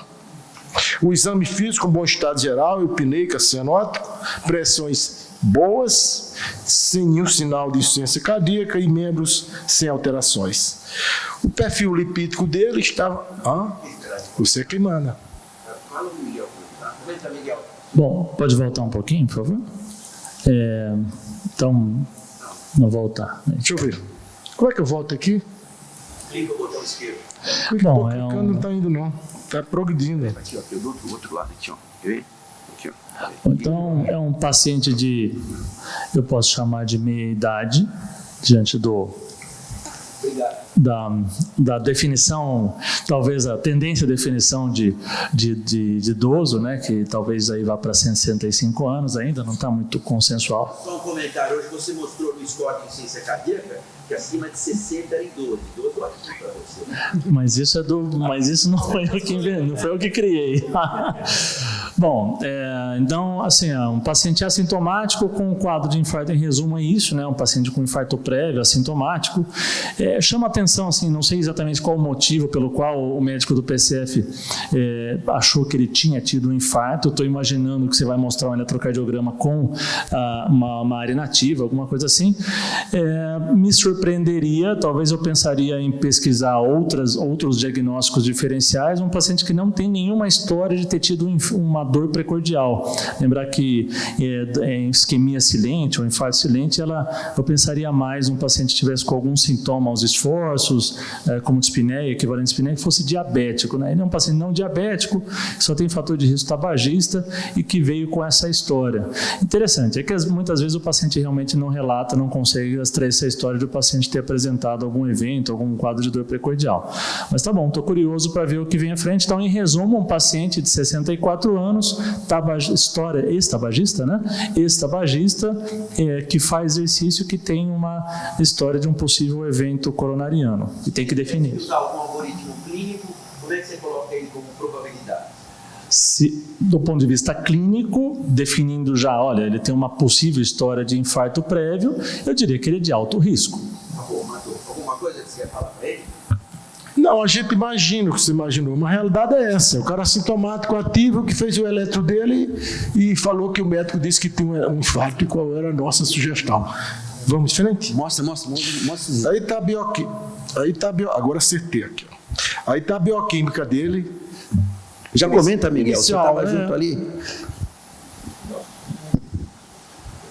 Bom, aí já não é somente o fator de risco ex-tabagista, a gente vê um paciente que tem um HDL baixo, muito baixo, inclusive 29, tem um LDL que, se a gente for classificar ele já como alto risco, a meta seria abaixo de 70, então LDL alto, e tem uma hipertrigliceridemia também.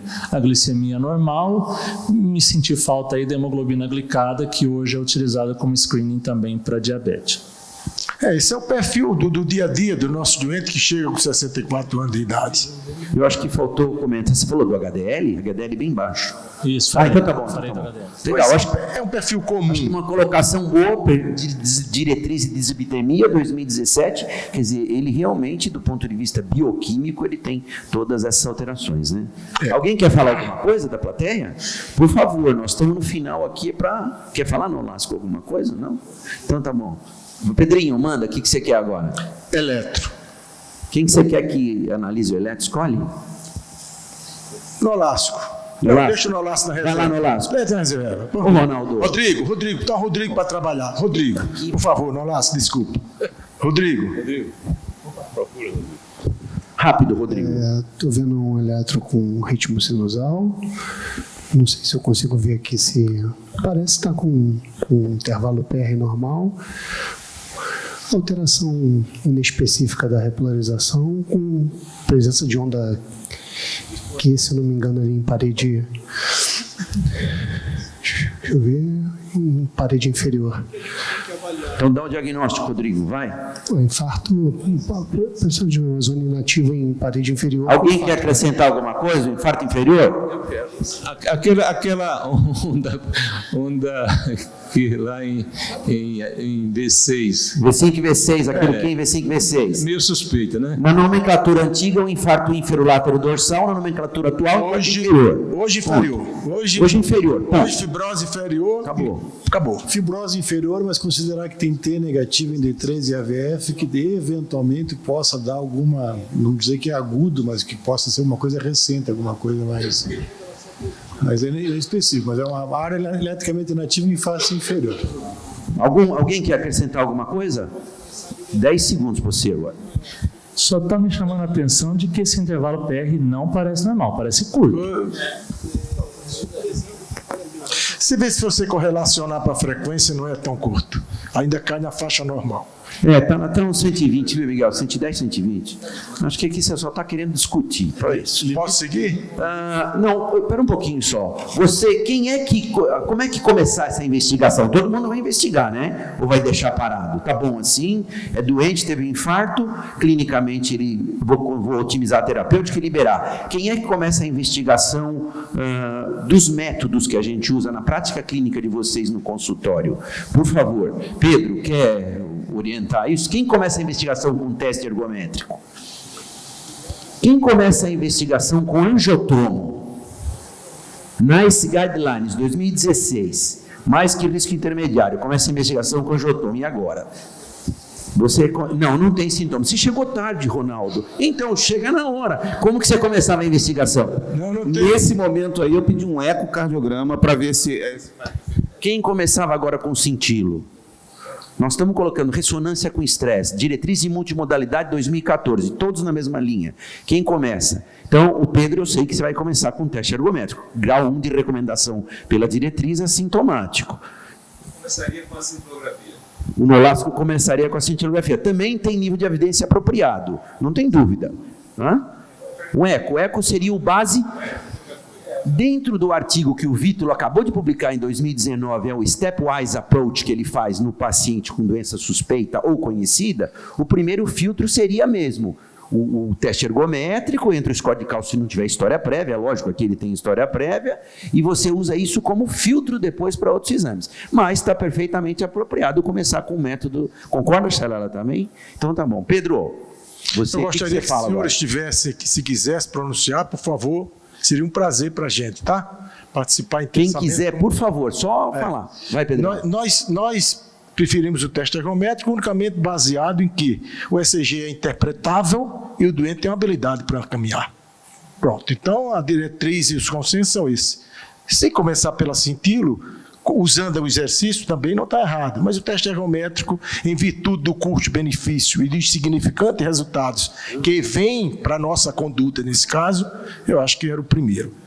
Mas a gente ouviu o Ronaldo, começou pelo... o eco vem já.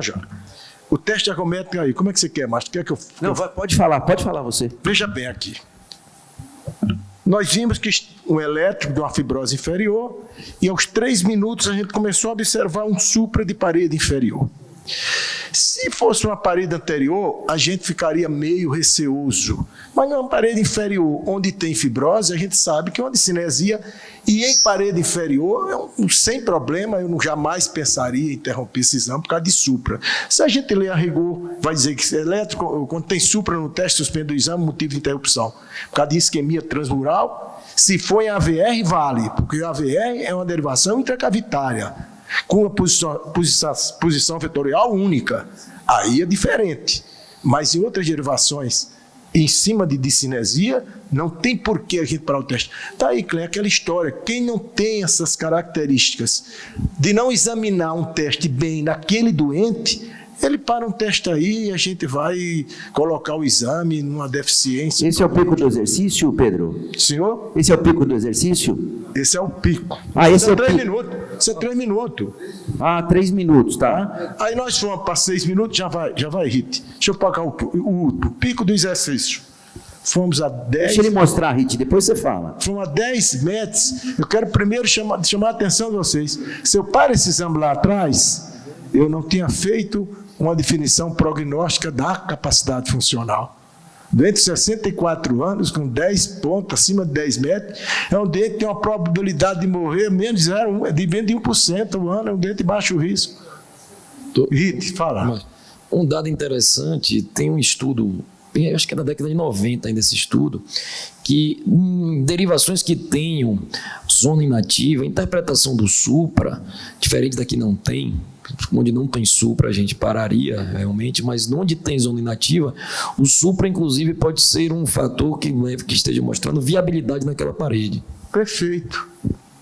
Quando ocorre supra. Volta o diapositivo anterior, por favor. Voltar? Aí já chama a atenção. Isso aí já realmente. É recuperação, licença. Não, tudo bem. Aqui, se queria? Então, a gente já vê daqui, eu estou vendo mais ou menos de lado, mas me chama a atenção que não é um supra tão simples como você falou. Está aqui, desculpa. É que estava virado de costas. Tá? Então, não é um supra tão simples. Esse supra não me lembra bem de cinesia, viu, Pedro? Não está me lembrando de cinesia. E eu, quando você mostrou isso aqui, eu fiquei um pouco preocupado. Eu iria além sim, viu? Tá? Porque é um supra de parede inferior, mas fala muito mais a favor de ter uma isquemia perinfarto do que uma de cinesia. Tá? Não fiquei surpreso com esse resultado que você mostrou do pico de exercício. Já esperaria uma coisa semelhante. Volta para o pico de diferente do supra por desnivelamento, que você não tem o segmento ST muito bem definido, tá? O ponto J, vamos assim dizer, o joelho do ponto J. E aqui eu defino muito bem esse supra. Esse supra me incomoda muito. Se eu tivesse, Chalela, veja bem, é tão difícil a gente fazer Volta essa diferença. Volta para o pico do exercício. Olha, é muito difícil, Mastro, a gente fazer essa diferença que a Chalela falou. E vou dizer para vocês, se eu tivesse esse sentimento que ele estava falando, eu ia sair com outra impressão desse paciente, que eu ia parar o exame. Se eu soubesse que tem uma isquemia nesse porte, eu não ia à frente. Então, quem está fazendo o exame, vendo o comportamento pressórico, doente bem na esteira, supra em área de cinética, eu não ia parar o exame. Então, é um supra de 1 milímetro. Perfeito. O supra de 1 milímetro, eu iria mais adiante, assim como você foi. E eu ia mais adiante porque está assintomático, tá certo? É um supra de 1 milímetro e para ir com ondas Q. Mas me chama a atenção que esse indivíduo é isquêmico. Tá bom? Eu iria mais um pouquinho, mas não... Para continuar, está no pico do exercício, só para ponderar os comentários críticos, o Rit falou uma coisa apropriada. Quando o infarto em evolução recente, supra sobre onda Q pode representar um misto de viabilidade com cinesia, em fase tardia é mais de cinesia. Isso é que a diretriz posiciona. O Chalela estava correto em deixar continuar, sem problema nenhum, ele tem um feeling que isso poderia representar algo maior, mas está autorizado a continuar sem dúvida nenhuma. O indivíduo está assintomático, como foi bem comentado. Tá bom? Sim, existe, mas tardiamente interpreta-se mais como cinesia do que viabilidade, mas pode ter viabilidade sem dúvida nenhuma. Tanto que os métodos subestimam aí um monte. Nós vamos em frente, Pedro, você quer parar ainda aqui? Você até abriu o casaco? Então, o que nós temos até agora? Nós temos uma concordância desde a clínica até agora.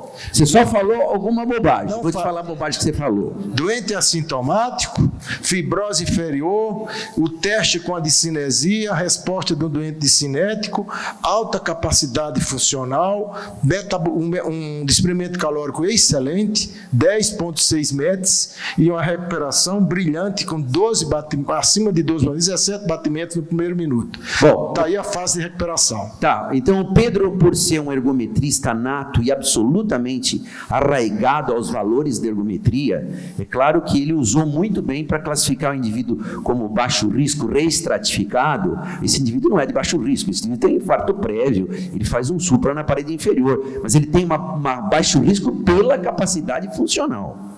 Então ele é um indivíduo pós-infarto e agora nós vamos ver o que nós vamos fazer, não é isso, Pedro? Esse paciente foi encaminhado para teste simples ou por algum método? Não, ele foi encaminhado para a nossa avaliação. Para a sua avaliação. O método PSF nos confiou.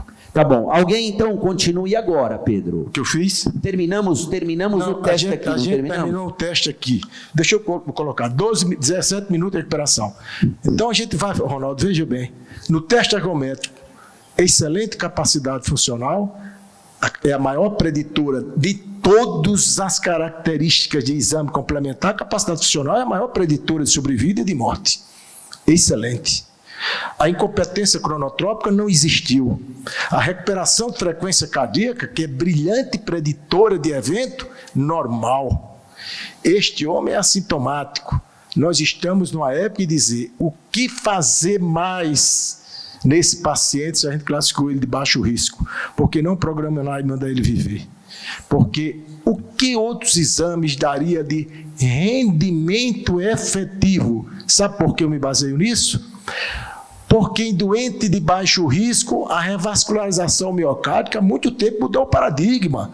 O Cury Gilbari 2 nos norteou e falou, doente de baixo risco não se beneficia com revascularização.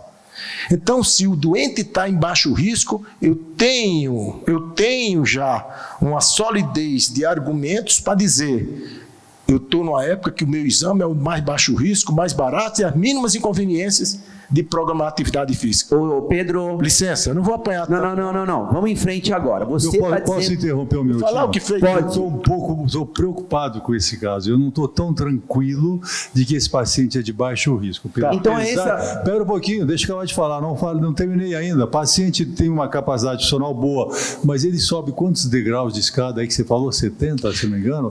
Pô, esse cara deve fazer atividade física.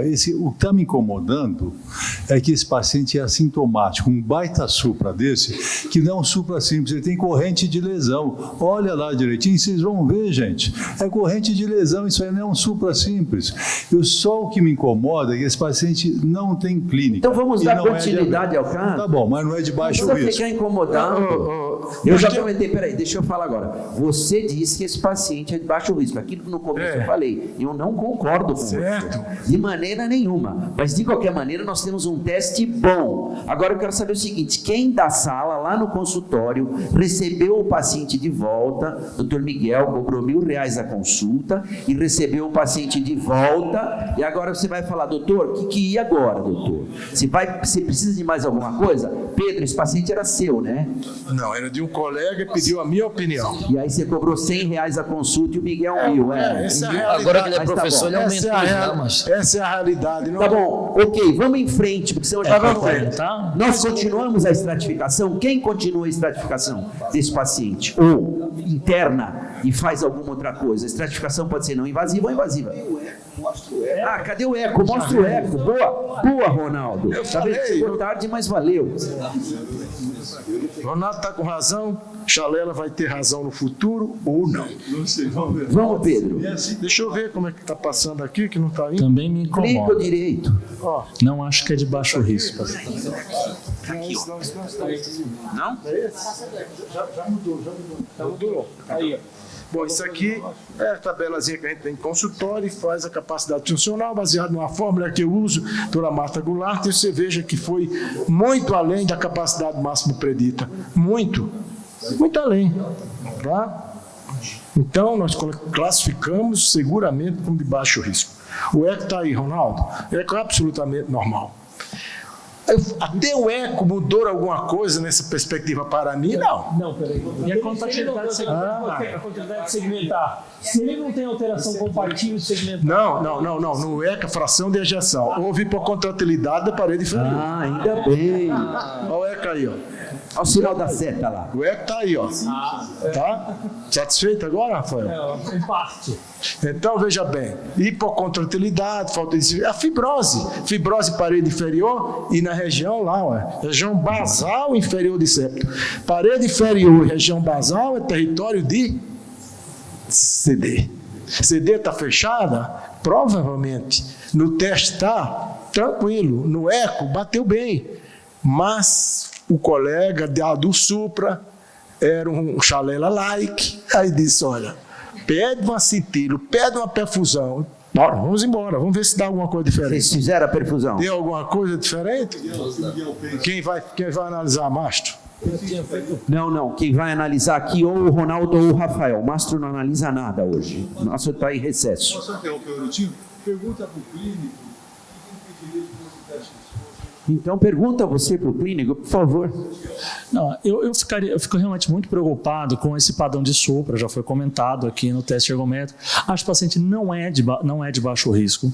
É um paciente que não seria incluído no Courage, pelo menos o médico vai ficar com medo, porque supra no ST é critério de exclusão no Courage, embora aqui tenha uma discussão... Não, eu não incluí ele no Courage, não. Eu disse que me baseei no Courage para tratar baixo risco. Mas não dá para se basear no Courage, não dá para se basear no Courage, se o paciente seria excluído do Courage. O paciente com supra no teste foi excluído do Courage. Então eu quero saber seu próximo passo. Não é o Courage e nem também. Olha, não é o... Nós sabemos que você não incluiu, você só comentou do Courage. E nem o Duque, não dá por causa do Supra. Tá. Não dá. O que eu falei no Courage foi a segurança que o baixo risco não se beneficia com a revascularização. Isso está determinado. Meu próximo passo, eu faria uma cintilografia assim, porque eu acho que tem a dúvida, a presença da área inativa, se aquilo lá realmente é isquêmico ou é outra coisa, e o paciente está assintomático. Doutor, mas dá vontade de fazer CAT, é isso aí. Doutor Ronaldo, Essa é uma discussão absolutamente pertinente do dar vontade de fazer CAT, tá? Eu me preocupo muito com o paciente que faz um infarto agudo sem nunca ter sentido nada. Quer dizer, ele não é idoso, ele não é quer dizer, não é ativo, o cara infartou não sentindo nada. A cintigrafia dele já não é mais de baixo risco, entendeu? Ele tem um posso? Pode, levanta aí, Tem pointer? Não. Tá, não, mas nós temos já uma colega que vai falar, você fica quieto, tá falando demais. Então, tem um defeito claro na parede inferior, pegando desde as porções apicais até a porção da base, com uma recuperação. Isso.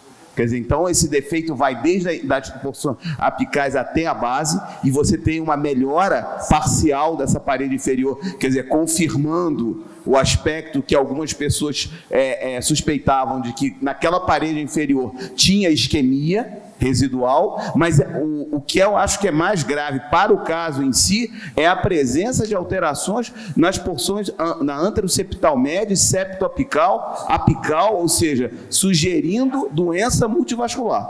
Então, boa. Quer dizer, você falaria que essa cintilo, na sua... Espera um pouquinho, Chalela. Calma. Se todo mundo quer falar. Você falaria que nessa cintilo, então, você tem uma hipocaptação que pega toda a parede inferior, estende-se ao ápice, e região septal também. É isso. Pelo menos biarterial você está falando. Rafael. Eu concordo plenamente com o Ronaldo, acho que esse paciente é multiarterial a princípio. A gente não dá para falar da CX, porque lembrar que a cintilografia vai comparar relativamente, então a melhor parede, o menor defeito. Eu gostaria de ver a função ventricular, se foi feita função de repouso e esforço, para ver se tem queda dessa fração de ejeção, dando ideia da disfunção isquêmica, da repercussão, e do TID, porque é um paciente que, dado a perda de definição da parede para calcular a dilatação transitória, mas eu ainda não tenho certeza, talvez o paciente tenha dilatação transitória também. Antes de qualquer comentário, nós temos a Eva para falar. Então, esse paciente me preocuparia muito. Eu acharia, de cara, ele é um paciente de muito alto risco, tá? Então, a minha preocupação inicial já seria o reinfarto nesse indivíduo. A minha maior preocupação, que reinfarto, os pacientes morrem como mosca, literalmente. Então, assim, se eu recebo um paciente como esse, a minha tendência seria recomendar que ele fizesse uma cintilografia. Eu quero mapear esse miocárdio. Gostaria muito que o colega começasse pelo repouso, para a gente ver a extensão do defeito, porque eu não sei de quando é esse infarto que ele começou. Usaria o melhor teste de esforço para fazer a cintilografia e eu usaria todos os recursos, os dados do meu teste de esforço durante a avaliação de cintilografia e um bom exame. E isso não me surpreendeu. É o que eu esperaria encontrar. Ok. Por enquanto, eu só quero voltar aqui. Quem acha que esse paciente, depois do cintilo, é de baixo risco, a cintilo ajudou a estratificar? É de baixo risco esse paciente? Quem acha? Quem acha que ele é de risco alto, por favor? Eu estou enviesado, lógico, eu também acho. Quem acha que ele é de risco moderado, pelo menos? Se você intermediário, nós podemos ainda pedir um outro exame. Então, quer dizer, agora, se eu falar que ele é de risco alto, eu só tenho um passo para seguir. Eu só tenho que ir para o CAT. Mas, vamos lá. Bom, dois questionamentos. Olha, eu concordo parcialmente com o que você falou, tá? Eu só não faria um outro teste de esforço para esse paciente. A minha preocupação, inclusive, com aquele teste que ele fez com esse supra, que eu falei que ele tem bloqueio de lesão, é se esse paciente não aumentou o infarto dele, tá? Eu faria a primeira cintilografia. E na cintilografia, eu vou resolveria com o teste de esforço. Por isso que eu quis dizer, não repetiria. Você não repetiria. Tudo bem. Mas eu não teria feito um outro exame. Tá? Eu faria primeiro, talvez, sem a cintilografia. Agora eu gostaria de provocar um pouco o Miguel, né, que está você aqui como clínico, e os demais também aqui, que realizam a cintilografia de perfusão miocárdica. E se a perfusão viesse normal, vocês iam fazer o quê? Ia mandar esse paciente para casa? E por que não fizemos, então, um CAT inicialmente? Você me... Que é isso. Bom, responder rapidinho a pergunta, tá? Tem que ser super rápido. Não, porque se- ele já saiu do assunto, depois que a gente podia discutir. Você criou uma situação hipotética que não é verdade. Vamos lá. Eu acho que a questão aí é Fica quieto aí. dá vontade de fazer o CAT exatamente porque a gente tem um feeling, que eu acho que esse é um feeling que é difícil de explicar, de que aquele sopro é isquêmico. Mas eu acho que o eco faltou a gente ver a imagem ali, porque se tivesse uma cinesia enorme na parede inferior e fosse tudo fibrose lá, você iria revascularizar uma CD fechada com tudo fibrose, aí depois você iria para síntilo, esquece talvez o- faria esse caminho. Mas enfim, se eu fizesse o CAT, talvez eu teria que decidir um tratamento com uma prova de imagem. Mas aí sim, mas com super eu sinceramente faço, eu você também, eu estaria incomodado de fazer outro exame funcional. Tá ok. Pedro, você tem agora 1 minuto para falar o que você acha, porque eu vou perguntar para eles ali. Sem dúvida nenhuma, se eu falar que isso é alto risco, é CAT, grau 1 de recomendação, sem dúvida nenhuma. Poderia ir do teste direto se eu falar, porque Falar uma você coisa usou pra muito a vocês. capacidade funcional. Pode falar com calma agora. Deixa eu falar uma coisa para vocês. A gente tem uma coisa totalmente discordante. Eu vou completar cintilo. Olha aí. A gente tem um doente na cintilo de alto risco, com a extensão isquêmica de 27%, com um defeito de hipocaptação, mostrando que tem isquemia, o Chalela falou isso, e um aumento de cavidade, como ele falou. Então, a cintilo dá alto risco. Vocês já viram isso numa capacidade funcional de 10 metros, aonde? São Paulo, no Paraná? Já viu isso? Pois para lá, agora, aí é diferente. Aí é diferente. O treinado é diferente. O da reabilitação é diferente. Tá? Não, eu gostaria, sim, pera licença. E o indivíduo que fez essa cintilo é um laboratório de alto nível, que a gente confia há 30, 40 anos no laboratório. Se o Nolas quiser acrescentar outra coisa, pode acrescentar. É uma confiabilidade imensa que nós temos. Estive diante agora de um doente de alto risco no exame de perfusão e na capacidade funcional nos dados do exercício, classificado como baixo risco. Aí não tem a dúvida, a gente não vai ficar aqui mais parado. Posso ir à frente? Não, eu só queria. Não, o laboratório é tão alto padrão que falou exatamente Falou o que que você eu falou. disse. Entendeu?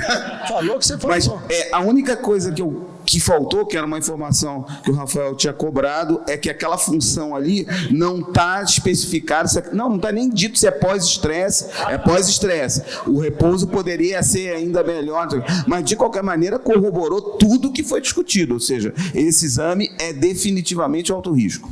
Bom, daqui, Pedro, calma. Daqui ele vai para o CAT, é isso? Vai para o CAT? Todo mundo? Todo mundo, CAT, Pedro, vai. Cara, mas licença, você não disse que eu tenho tempo? Não, Doutora, passou já. Só para curiosidade, doutora, foi feito no protocolo lá de exercício para depois repouso. O senhor leu lá em cima? Então o protocolo foi aquele. Posso ir, professor?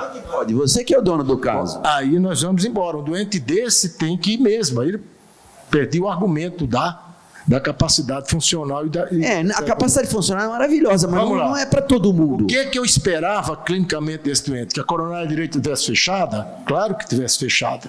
Isso é óbvio. Agora, o que me espantei é que quando eu vejo aquela circulação colateral, já está imensa para lá, para a parede anterior. Então, tá certo? Vai. Mas se quiser, a DA fechou. Olha lá, a DA está subocluída também. Fechada, DA, está fechada, 100%, está subocluída não. É que ela enche depois de novo. Está fechada, amigo. Volta, Cine. Ai, vem cá, me ajuda aqui, ó. Ah, tá, licença, já vai. Desculpe aí, tá? Vocês desculpam, mas esse caso eu trouxe propriamente para esse congresso do STIA, a quem eu agradeço imensamente as palavras, a confiança de trazer esse caso que eu sabia que daria, doutor Rite, do Chalela, o clínico lá, daria essa discussão. Oi. Só o seguinte, ó, fiz uma sugestão. DA fechado. Falar sobre um tema. O tema é esse. Um teste isquêmico, uma cintilografia isquêmica, o cara com excelente capacidade funcional. E essas foram as conclusões do Ronaldo. Capacidade funcional é um dos mais poderosos preditores de prognóstico disponíveis. A presença de extensa área de isquemia miocárdica não só identifica um pior prognóstico, como seleciona pacientes que se beneficiam da revascularização. A presença dos dois achados é Pronto, mas aconteceu, pronto. Então isso é importante. Agora, Pedro. Não, tem um restinho. Ah, tem coisa ainda? Tem, porque não está passando aqui. Quer voltar? Isso. Aí, calma, Pedro. Não é aí, você tem que ir no mouse, Pedro. Peraí. Não, ela me ensinou aqui, ó. Para aqui. Falta o restinho dos slides. Cadê o resto dos slides? Peraí. Daquela discussão. Bom, eu vou falando aqui. CD fechada, DA fechada. A discussão interativa e algumas perguntas, e algumas interrogações seriam nossas. O slide não está passando? Daqui. Vai, depois de assim tem os slides da discussão. A primeira é essa que eu vou fazer para os senhores. É confiável os cálculos de isquemia em doente que tem fibrose? É confiável os cálculos de isquemia e de função ventricular na cintilo? É confiável? Tá? É confiável as medidas hemodinâmicas? Quando tem a ausência disso aí para outros. Eu acho que sim. O que você tem ali, na verdade, você pode usar dois parâmetros. O SSS, que seria o tamanho do defeito. Então, quer dizer, isso dá ideia de prognóstico, quer dizer, ver o tamanho de área que ele já tem defeito no estresse. E o que ele tem de repouso, o SRS, seria o que, teoricamente, ele perdeu de músculo. E a diferença entre esses dois scores daria uma carga isquêmica que a gente está vendo. Eu diria que esse paciente, sem dúvida, ele tem média extensão de defeito perfusional persistente e, pelo menos, média extensão também, pelo menos mais de 10% de área isquêmica. Sem dúvida, ele deve se beneficiar de alguma Calma, então, isso o coloca em alto risco. Pedro, nós precisamos ir para frente. Nós vimos, lesão biarterial, DA fechada, direita fechada. Biarterial. Biarterial. Com excelente circulação colateral. Com excelente circulação colateral. O resto tudo normal. Que justificaria a excelente circulação colateral, aquela capacidade funcional.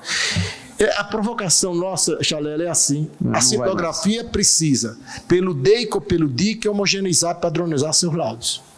É uma coisa meio diferente os resultados dos laudos de cintilo. Outra coisa, preconiza como método ideal o exercício, mas não considera suas variáveis nesses laudos. Vocês me desculpem, mas isso é a realidade. O que você fez com o doente? Agora nós precisamos ir em frente. Qual foi a solução? Qual foi a decisão clínica para esse doente? Não tinha o que fazer, a não ser tratar. Exercício, reabilitação, estatina, aspirina, otimizar a medicação clínica. Mas eles estão dizendo aqui que existe uma área isquêmica que classifica o paciente como alto risco. Alto risco, apesar do isquemia não estar pronto, tudo está mostrando que se beneficia com revascularização. Por que você não mandou para revascularização? Não tinham que revascularizar. Não? Porque elas estão ocluídas, não tinham que revascularizar? 100% ocluída com excelentes E qual foi a conduta, então? Existe um grupo trabalhando com oclusão crônica? Como não existe? Com a bruta isquemia dessa? O hemodinamicista precisaria dar opinião aqui. O cirurgião também. Porque tem grupo trabalhando com oclusão crônica tranquilamente. Você mandaria um doente seu com 10 METs assintomático, com a circulação colateral excelente. Posso te falar só uma coisa, Pedro? Uma cirurgia em cima disso. Atenção, peraí, Pedro, parou. Só vou fazer um comentário para orientar também, quer dizer, se você continua se batendo com a capacidade funcional, que é maravilhosa, só que esse indivíduo podia ter antes 17 METs, e com o infarto ele perdeu 7 METs. Lógico, não é tudo na vida que tem acima de 10 METs que a prevalência de área isquêmica é de 10. Os trabalhos do Burke, que você ia mostrar, da Universidade da Virgínia, mostraram isso, prevalência de área isquêmica grande e pequena, mas não é todo mundo. Não pode ser todo mundo. Mostra últimos slides. Está passando. O slide do Burke vocês já sentiram, conhecem, que é um trabalho da cardiologia nuclear. A presença de isquemia significante igual ou superior a 10% em quem tem 10 metros é 0,2%. A prevalência. 0,4%. Em relação a quem tem 3 metros, é 18 vezes menor. Não, mas esse caso... Esse caso é diferente, Pedro. Ele foi um caso que aconteceu. O Ronaldo falou lá no final da palestra dele. Não, escute. Esse cara está em tratamento clínico? Não. A pergunta é essa. Está em tratamento clínico. Está em tratamento clínico. Ele está assintomático. Sempre foi. Então, esse é o problema, inclusive. Né? Sempre foi assintomático. Agora, Ok, parou. Vamos finalizar aqui. É muito difícil você mandar revascularizar. Todo mundo saiu que já ficou bravo com você. Deixa eu perguntar. Quem é que manteria esse paciente inicialmente em tratamento clínico? Por favor. Manteria em clínico. Depois de todos esses dados, otimizando terapêutica, quem é que manteria esse paciente em tratamento clínico? Quem é que iria para a tentativa de intervenção com este paciente, ou discutiria com o grupo de hemodinâmica, pelo menos? Eu também faria. O grupo com Hartim, pronto. Não.